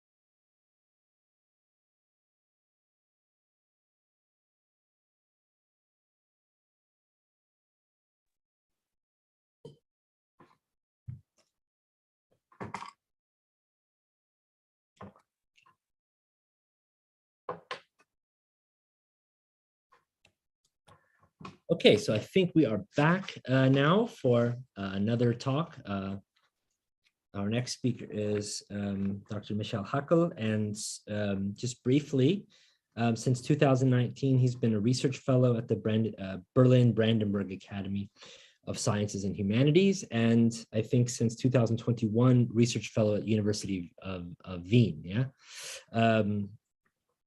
He's an expert and has research interests in Schelling, clearly, and German idealism more generally, and a number of other systematic areas and historical areas as well. I think we first met in 2019, right? Is this at the Negativity Conference in Hong Kong? Right, yeah. Yeah, yeah, and so Michel's had a chance to actually visit us here, and that was a really productive conference in time. Today, he will be giving a talk entitled Schelling's Philosophy of Mythology, an Expression of Reason. So a very stimulating title here. Wake us up a little bit. So the floor is yours. Okay, thank you for the kind introduction and also for the invitation. Probably we meet another one at Hong Kong, that would be great. So, but now it's online and I think it's okay. It's a great possibility to discuss the topic mythology and further topics. So it's great to be here. Now I want to talk about the philosophy of mythology of Schelling, and I hope to give further input on the on his understanding of history, and also about the relationship of reason and nature. And yeah, okay. Since Hesiod discussed to develop, I hope everybody can understand me very well. So fine, okay. Since Hesiod discussed the development of mythology, its meaning and its concept of truth has been discussed over and over again. Even post-Kantian philosophy paid in particular attention to mythology. The oldest systematic program of German idealism, written in 1796, proposes for a new mythology, respectively for a mythology of reason. This program expects to make the absolute idea accessible through aestheticization. Therefore, it is less interested in mythology's historical forms. In the 18th and 19th century, there was a demand for a new mythology. Whereas in the early 20th century, we find strong criticism on mythology, especially by the logical positivism. Rudolf Carnap, for example, considered that mythology is a theory without any theoretical content. It is an intuitive metaphysics, which solely expresses humans' attitude, its emotional and willful attitude to the environment. While logical positivists like Carnap merge myth and individual attitude, Rudolf Bultmann, a Protestant theologian, makes us take a different look at this point. In general, he does not question the truth content of mythology. Instead, he is concerned with the question how we may understand the New Testament mythology. According to Bultmann, the New Testament's view of the world is a mythological worldview. For Bultmann, it is senseless and impossible to acknowledge biblical worldview as true because there are essential contradictions between the biblical narratives and our scientific worldview. Consequently, he asked for an interpretation of the myth which allows us to understand, going beyond but without neglecting the historical criticism, its original content. In New Testament and mythology, Bultmann emphasizes that the importance of the New Testament's mythology is not in its imagery, but in the understanding of existence, which is uncharted. The real question is whether this understanding is true. The real purpose of myth is not to present an objective picture of the world as it is, but to express man's understanding of himself in the world in which he lives. Myth should be interpreted not cosmologically, but anthropologically, or better still, existentially. An existential interpretation is, as Falk Wagner, also a Protestant theologian, points out, suited for retaining the scientific character of theology. Bultmann's demythologizations program allows us to connect our own existential question with the word of God. The myth has its own truth. Mythological truth is not contingent from sciences. In contrast to Carnap, Bultmann does not ask if the New Testament's mythology is scientifically proven. He asks about the meaning of myth for us, and he connects the mythological narratives with the question of our existence. Although Bultmann's program had great influence, he did not influence Carnap's considerations. This is hardly surprising, because Carnap wants to prove myth scientifically. He treats mythology like an empirical subject. In succession, he denies an objective, respectively scientific meaning of the myth.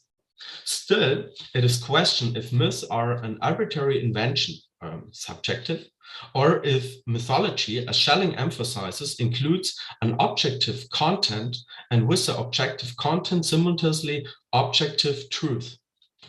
However, we find a broad debate about mythology's truthfulness.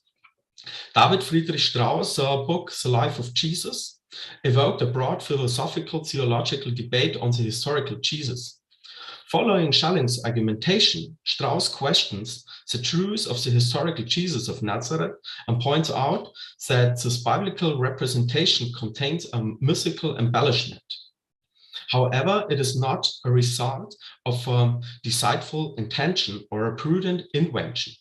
For Strauss, it is undisputable that these myths are not the work of an individual, they are rather achievements of the general individual, das allgemeine Individuum. According to this, mythology is not, as Schelling emphasizes repeatedly, an invention of the individual poet.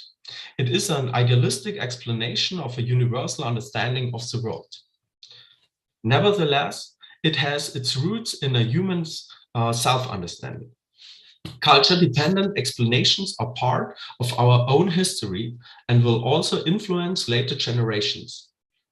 Mythology is not an empirical, observable truth, it is rather a cultural truth. Hans Blumenberg conceives mythology as a work on logos. For him, myths are ideal reflections on humans' understanding of the absolute. Thus, historically later, mythological conceptions pick up earlier mythological reflections. Bloomberg describes the succession from one myth to another as an irreversible continuation. Therefore, later myths are the result of a constant approach to the history of ideas. In his structural anthropology, Claude Lévi-Strauss examines the relationship between myth and history. He questions if the same logical processes operate in myth as in science, and if man has always been thinking equally well. Therefore, we question the relationship between historical progress and the validity claims of mythology in regard to Bultmann's approach and to scientific or natural insights. To provide an answer on this scope, we consider Schelling's philosophy. His reflections help to explain that mythological constructions are not arbitrary inventions. In his philosophy of mythology, he demonstrates the contingency of later myths to earlier ones. Mythological knowledge is a result of using Hans-Georg Gadamer's words, a lightning stroke from the absolute, a Blitzschlag aus dem Absoluten. We cannot claim these idealistic achievements for ourselves. They are the result of an intersubjective communication with history. In fact, human thinking cannot be disconnected from the historical ideas. Nevertheless, our constructions cannot be justified by former explanations. We do not create something entirely new. It is not the way we think that is changing, it is just the representation that changes. According to Schelling, we can observe a logical connection within theogony, the conical process. The gods following one upon the other have actually successively taken possession of consciousness. Mythology as history of the gods, thus the actual mythology was only able to be produced in life itself. It had to be something lived and experienced. If there is an historical connection, the foundation of the history of the gods is not laid by poesy. Otherwise, a relatedness between the mythological narratives would be inexplicable. Hans Jonas conceives myth as a kind of self-construal Selbstbekundung, which allows us to formulate an anthropomorphic and revocable concept of God. In his opinion, myth is a vehicle of imaginative but creditable conjectures that Plato allowed for the sphere beyond the knowable. In fact, for Jonas, a myth is my own invention. However, following Schelling's objective understanding of mythology, we must deny Jonas' concept of mythology. In his early theological studies, Schelling already pointed out that mythology is not an invention. Despite this objective content of mythology, Schelling knows that we have to interpret myth. His philosophical claim is not restricted to hermeneutics. He is furthermore interested in the common and consistent reconstruction of the history of mythology. The opportunity to communicate and share knowledge with other people and to reflect on this presumes the common source of the intelligent. Otherwise, communication does not seem possible if there is no common source. Mythological ideas are the result of a continuous and intellectual discussion of previous myths. Intellectual progress means reflecting and reformulating cultural understandings of the absolute. Our mythical conceptions are grown, as Schelling says, grown out of one germ because every later people continues the earlier process where it stopped. What has become aware in the earlier people is perceived as past by the later people. Myths are culture-bound conceptions, but they are not arbitrary products. Therefore, Schelling uses two examples. In his early writings, he emphasizes that Moses wrote down the cosmogony unmodified, without adding any own ideas. Furthermore, Homer's poetry is no individual achievement. It is not the work of an individual and is not the work of a single nation. It is the work of all mankind. Otherwise, there would be no explanation why such a large part of mankind is affected by his poetry. His poetry expresses the general truths of his time. Accordingly, mythology is not an invention. It contains the historical knowledge about the absolute. Quote Schelling, the theogonic process through which mythology emerges is a subjective one insofar as it takes place in consciousness and shows itself through the generating of representations. But the causes and thus also the objects of these representations are the actually and in themselves theogonic powers, just those powers through which consciousness is originally the God-posing consciousness. This process takes place in consciousness, but it is also related to natural philosophy's insights. Both spheres cannot be separated from one another. They focus on different aspects. However, this does not imply that one sphere represents the absolute's essence better than the other. In natural philosophy, we get an understanding of how the absolute emerges, natura naturata, whereas cultural, respectively historical philosophy makes clear why it emerges, natura naturans. However, we are not dealing with two completely different philosophies. We are dealing with, quote Schelling, two sides of the same philosophy in two different yet necessarily interrelated sciences. Both representations must go through the same levels.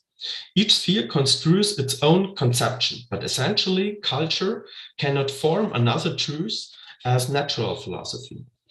Also, each philosophy has its own perspective. Each perspective must generate the same truth. As Schelling mentions, there is only one philosophy and one science of philosophy. What one calls different philosophical sciences are either something quite crude or just representations of the one and undivided whole of philosophy in different potencies or under different ideal determinations. In consequence, Schelling's philosophy of nature describes the existing nature, whereas the philosophy of mythology gives an explanation of the ground of nature's development. These two different approaches provide a concept of the absolute and its realization. The theogonic process is a result of ideal reflections. Therefore, it does not represent knowledge about nature, but it is completely self-contained from the natural development. Schelling points out that the natural process repeated himself as theogony in consciousness. This progress strives for greater complexity. We can find development from matter and light to organic life in nature, just as we find the development from natural religion and polytheism to monotheism and philosophical religion in mythology. Although the mythological process cannot claim physical truth, for nature is just as much a necessary passage point of the mythological process as the universal process. As distinguished from Bultmann, Schelling's understanding of mythology is not independent from the truth of nature. The mythological process passes according to the same law through the same level through which nature originally passed. Due to their relationship, mythology essentially influences natural philosophy, but without identifying both spheres. In fact, mythology is rather natural philosophy in, as Schelling says, in a higher sphere. All principles that we find through empirical analysis within natural philosophy are, as Schelling says, or Schelling continues, like the potencies in God. However, an influence from mythology to natural philosophy is possible too. Ideal conceptions may help to formulate laws of nature. A philosophy of mythology cannot emerge into being without having an expanding influence on other sciences. This is possible because as Schelling says, the content of the process are not merely imagined potencies, but rather the potencies themselves, which create consciousness and which create nature, because consciousness is only the end of nature. And for this reason are all the actual powers. The mythological process does not have to do with natural objects, but rather with the pure creating potencies whose original product is consciousness itself. In fact, nature's essence may not contradict to our mythological understanding of the absolute. If this is the case, we could have different concepts of the absolute. This is not acceptable because it implies that there could be more than one truth. In his philosophy of symbolic forms, Ernst Cassirer stresses Schelling's ideas that myths are not purely invented or a made-up world, and that the mythological process consists solely in determinations of consciousness. Cassirer continues, quote, "Myth is the odyssey of the pure consciousness of God, whose unfolding is determined and mediated in equal measure by our consciousness of nature and the world and by our consciousness of the eye. It discloses an inner law which is fully analogous to the law prevailing in nature, but of a higher mode of necessity.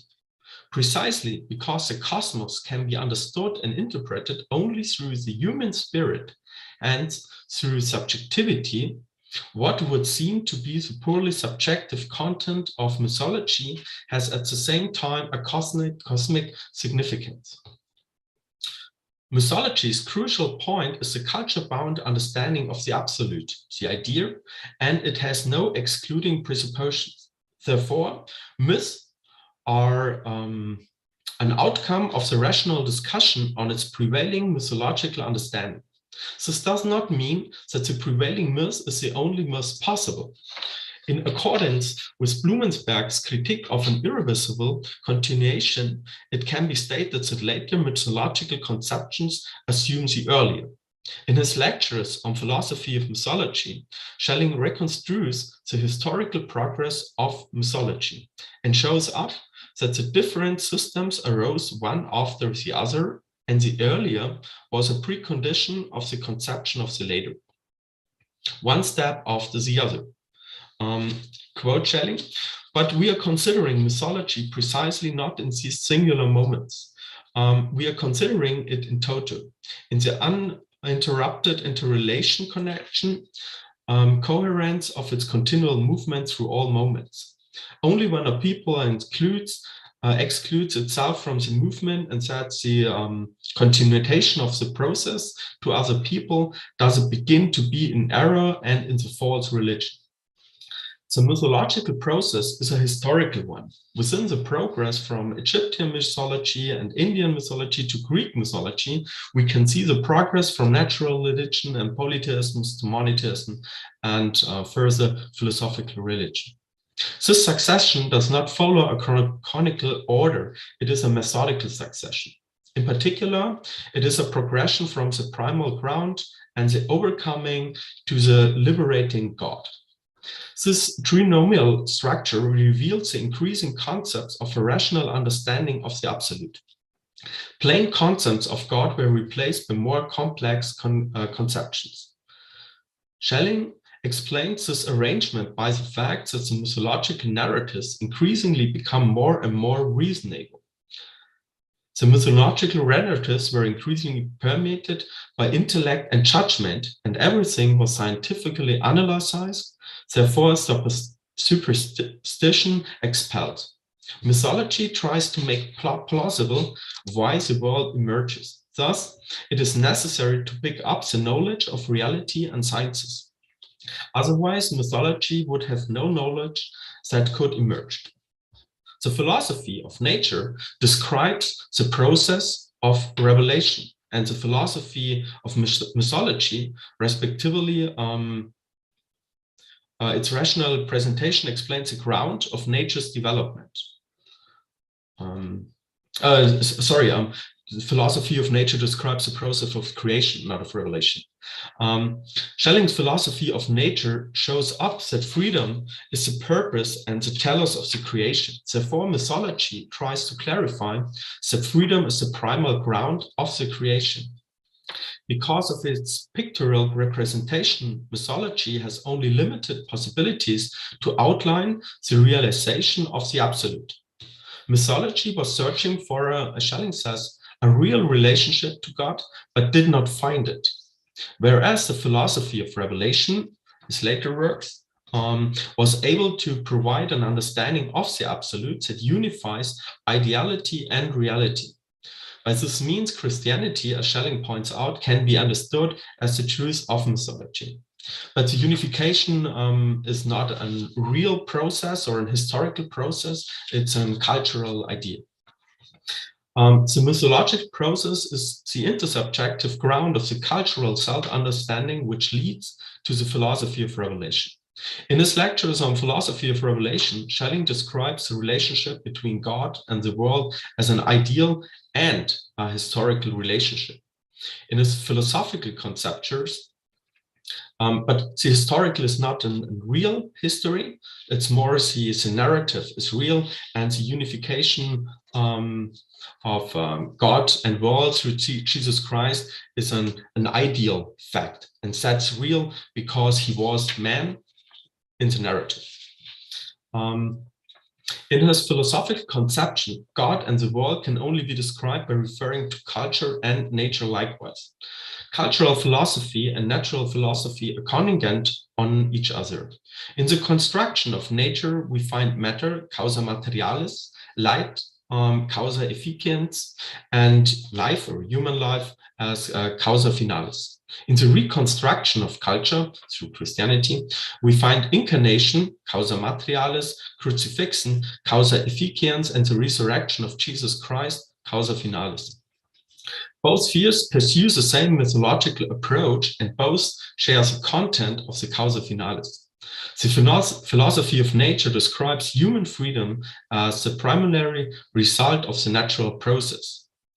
However, the philosophy of revelation describes the evolving freedom fulfilled by the realization of the absolute through the resurrection of Jesus Christ. Thereby, the mystery of creation becomes comprehensible and is presented as infinite truth and reality. Reality and ideality are unified. Through this, we get an ideal or cultural and real natural understanding of how the realization of human freedom becomes possible. So this is more than a picture, it is a rational explanation of the realization of the creating idea of freedom. Thank you.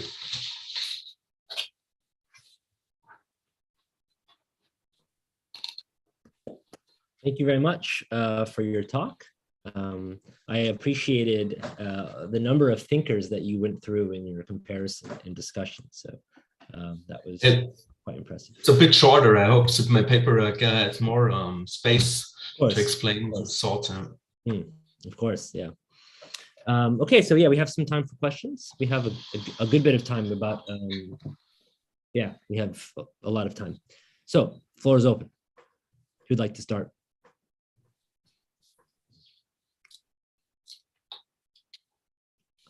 Yeah, Jesper, please. Oh, thanks, Michael, for your talk. Very engaging, and I had a question for your talk already before we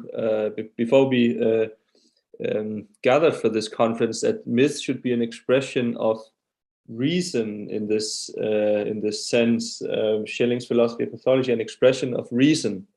And my question also concerns this, your title, that the philosophy of mythology is an expression of reason, right? Or is it mythology that is an expression of reason? And if it is mythology that is an expression of reason, and we in the philosophy of mythology try to recover or somehow pull in this history or whatever ideal history of reason, what does this mean? What ramification does this have for a philosophy of mythology?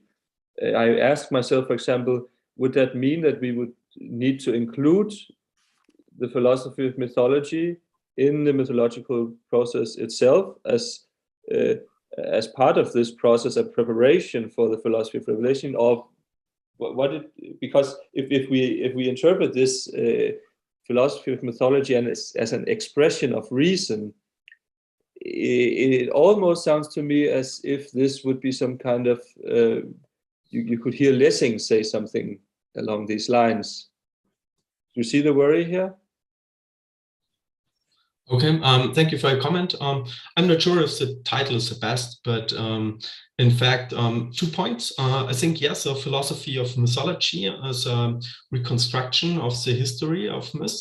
So in this case, it is a rational explanation, and myth itself is also a try to give a rational explanation of in the time of our understanding of the absolute.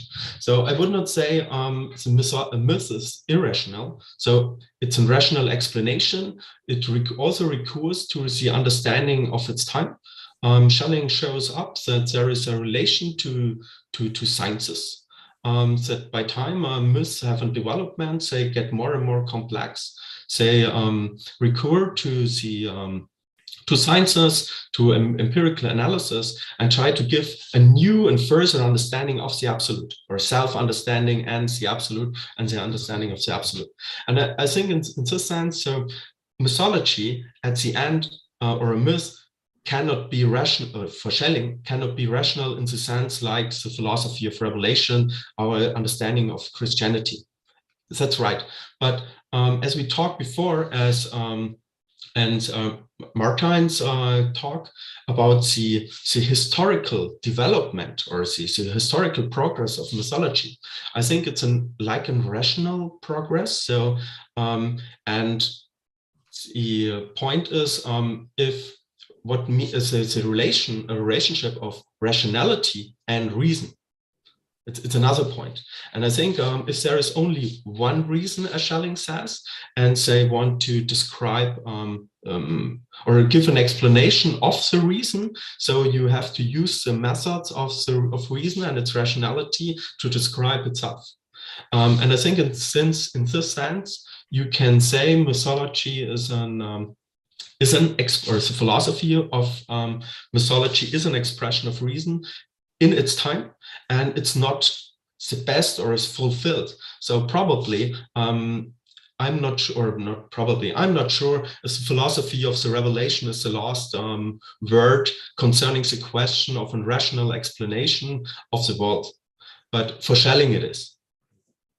In my sense, I don't know. And if Schelling is right with his theory, I'm not sure if the world must be complete with the philosophy of revelation or Christianity. Maybe there is less things, so we have a New Testament, as he tells in his Erziehung des Menschengeschlechts. So it's, in my sense, it's only a progress. But what is, as I quoted the point of Claude Lévi-Strauss, as he questions, man has always been thinking equally well. And I think that's main important. If you have a reasonable understanding of mankind, man always, or humans always think into equally, and it does not change. But what changes is our understanding of our world. What changes is our knowledge of the world and our scientific, natural knowledge. And if you want to describe the absolute, you have to combine this. And I think in this sense, you can say it's an expression of reason. But for my paper, I'm not sure if it's the best title, because it's not at all the main topic. So for me, I think it's more interesting the historical development and the progress. And for me, it's one thing is important too. It's not an further or later myth is not better. Probably from the later perspective, it makes sense that there is a progress, but it's not a more truthfulness in it. Just from the later perspective. Yeah. I hope I could answer them. Martin? Yes, thank you. I have one or two critical remarks to make. I hope that I am not missing my target in addressing them to you, because with the wealth of different perspectives you built into your paper, I sometimes wasn't completely sure whether we're following the main discussion of Schelling or additional perspectives that you brought to the discussion. But on the nature of rationality, according to Schelling, I really do think that if we want to take the Spätphilosophie seriously at all, and there may be all sorts of reasons why we shouldn't, we can also throw it away, right? So that's a different discussion. But if we want to stay imminent to this project, then the distinction between negative and positive philosophy is absolutely crucial. Negative philosophy is reason as Schelling understands it, and by that he means concretely, specifically, a priori rationality, right? And so this is the whole project of negative philosophy. But there could also be such a thing as historical reason, is an additional claim, of course. Axel Hutter's book is an interesting exploration of this possibility. But I think that if we stick to Schelling himself, it's hard to avoid the point that history can end up looking rational in our reconstruction afterwards, but is not itself a manifestation of reason as such. It can only hope at the end to have proven to be conforming with reason. What makes some of the things you said problematic, I think, is also the way in which you try and draw in the philosophy of nature. If we stick with the distinction between negative and positive philosophy, then the philosophy of nature belongs decidedly on the side of negative philosophy, and therefore has no role to play at all in the project of philosophy of mythology or revelation.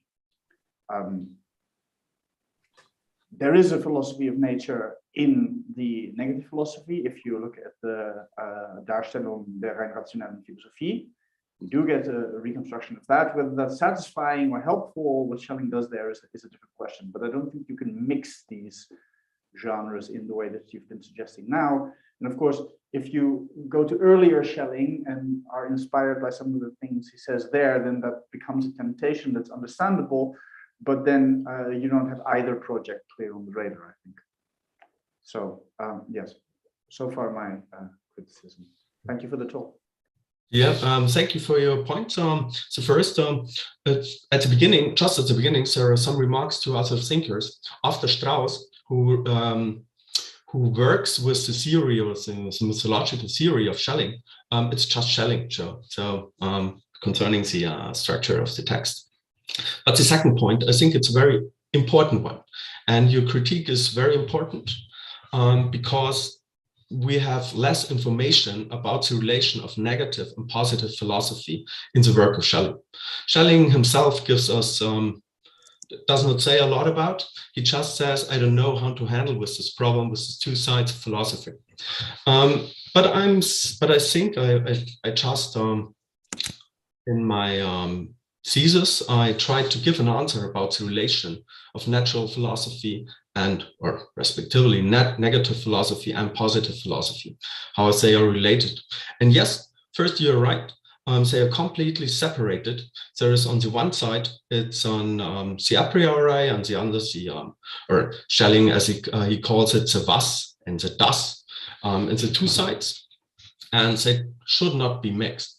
But on the other side, Schelling himself gives us a lot of points how we have to mix it. And for example, as I quoted, he said mythology is natural philosophy in a higher sphere.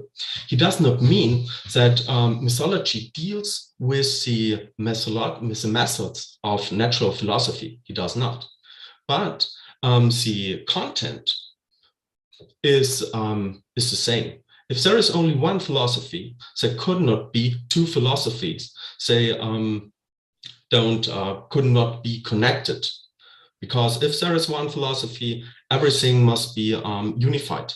And I think also this is a program of the unification of positive and negative philosophy. And if you want to compare it, and as I tried in some points, it's not the content, because if you have, as I mentioned, you have the progress and the philosophy of nature from matter, light to life. But he also says in the Schelling, it's a way from causa materialis to causa finalis. And in the philosophy of revelation, he does the same. He also talks about from the development from causa materialis to causa finalis. And what is remarkable, I think so, if you have the philosophy of identity, which is identified with the natural philosophy. I also think this is the case if you have a look at the philosophy of revelation. Explicitly, if you have a look at the Urfassung from 1831, I think so, you also have the same structure. It's also a methodical identification. So I see the natural philosophy is can be proven by, or the negative philosophy can be proven by the positive and vice versa. So, but it's more a methodical question and not only content.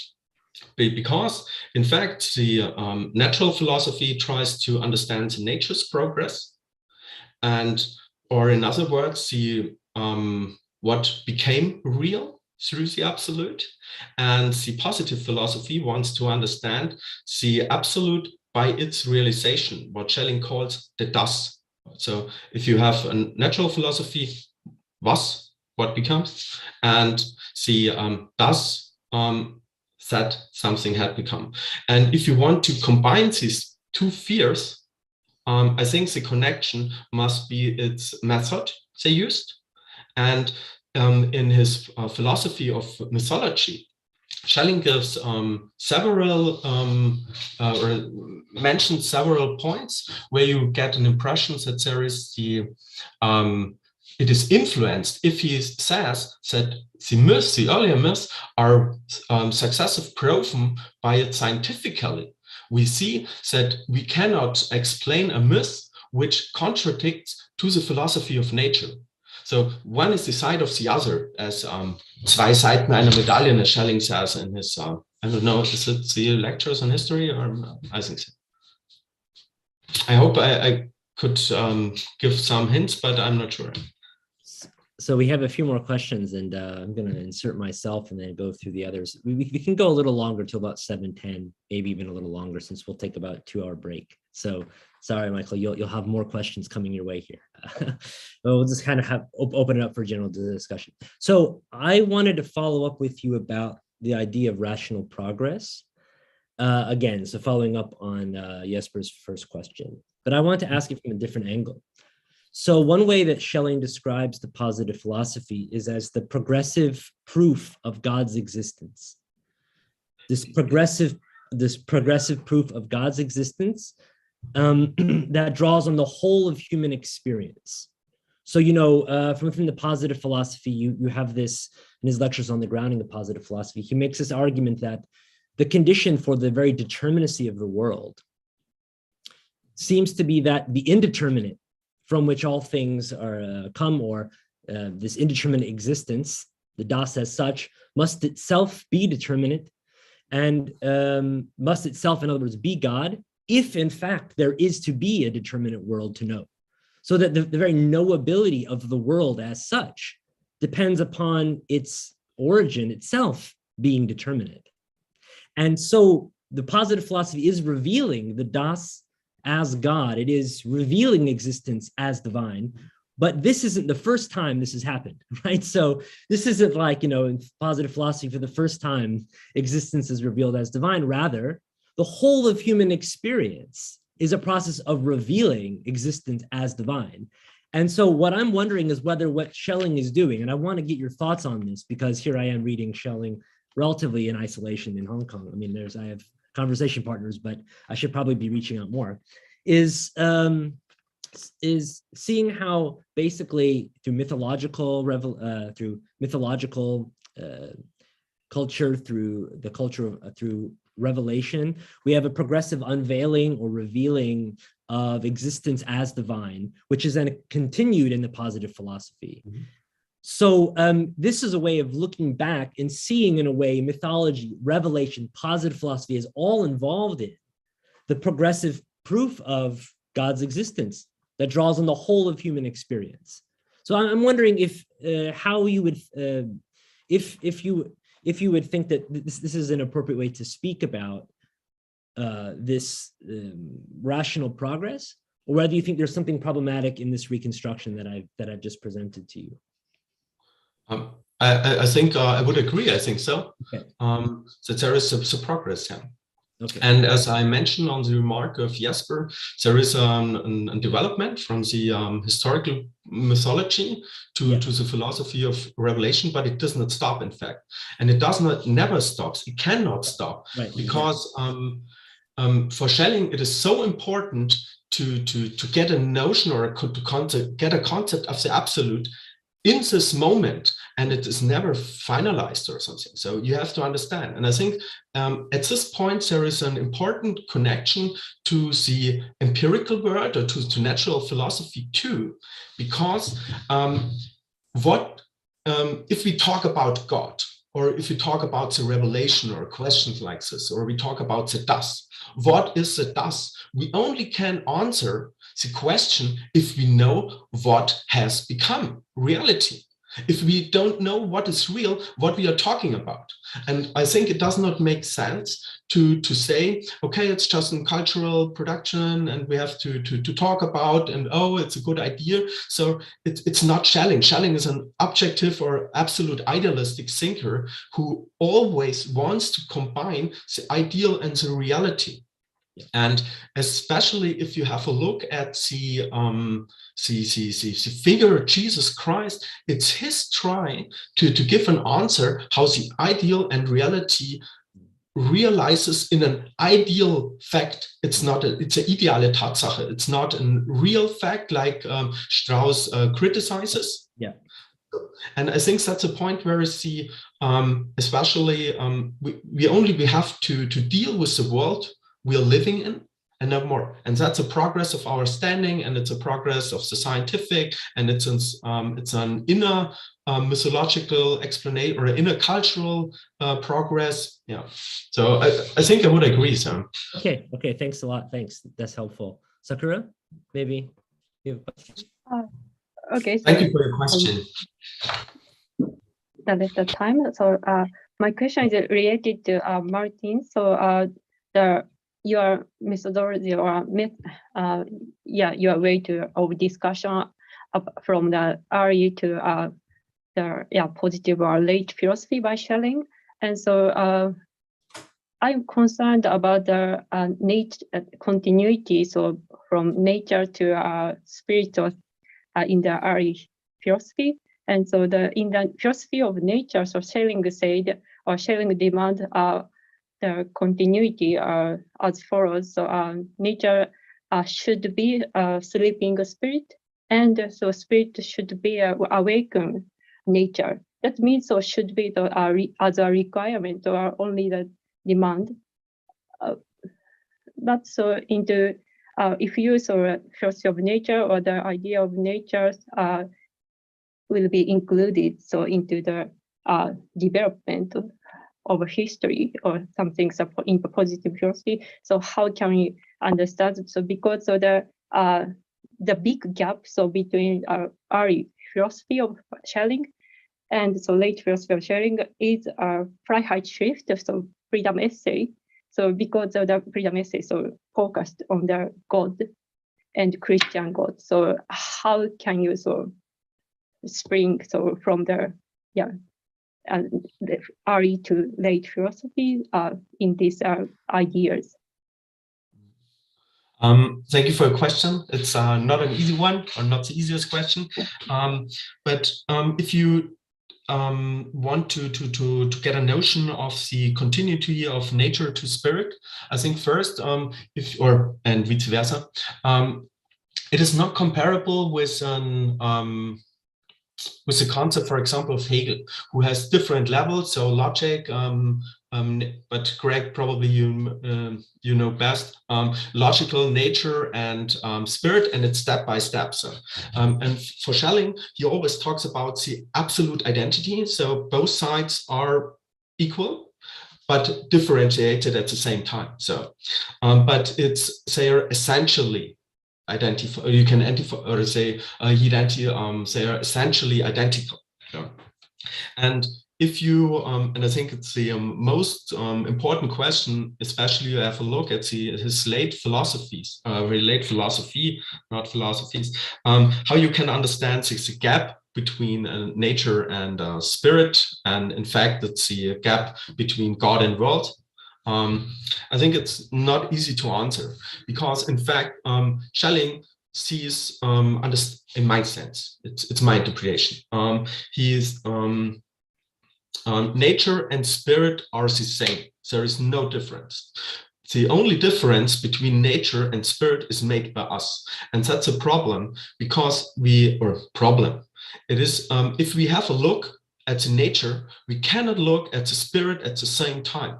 If we want to understand the spirit, the consciousness, God, we cannot explain the laws of the nature, and vice versa. So we have to deal with two different philosophies, or seemingly different philosophies. So if you want to explain the world, so we use the philosophy of nature.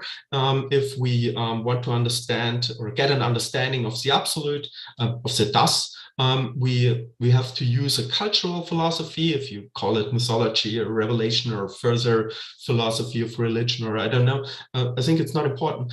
But so it is restricted. If we view to one side, we cannot look at the other at the same time. But in my interpretation, if you can, you see that there is a connection between the, just one sentence, I tried. If we want to, you see a relation of the philosophy of mythology. It is also indirect, but it is also connected to the scientific knowledge. And vice versa, for example, if you have a look at the myths of Plato, they helped us to understand physical problems. So also, so the rational understanding of the absolute can help to understand natural laws. And I think if we have methodical identification, or we can identify the method of the natural philosophy and the cultural philosophy, they can prove each other. And so that's the truth at the moment, or in the Schelling sense. So, but it's my interpretation. I know, because in my sense, Martin probably knows better, or knows some remarks, or had some criticism.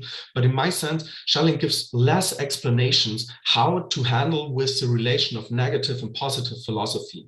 He even writes in his notebook of 48 or something like, so I don't know how to handle with this problem. So, and I think even in his late works, nothing happens, or there are no big changes after the 1930s. So yeah, but it's my try also.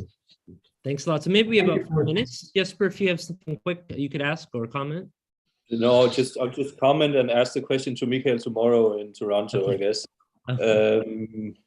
No, I agree with you. This quest of Schelling is also related to what is happening at the sciences at the time in the 20s and onwards, 1820s and onwards, where a new form of empiricism arises, and we know it from different forms of positivism. Positivism is a word with various meanings, right? You have Comte, you have Feuerbach, and you have Steffens, Schelling, Kierkegaard, and onward, and then the new scientific positivism arises, and so on.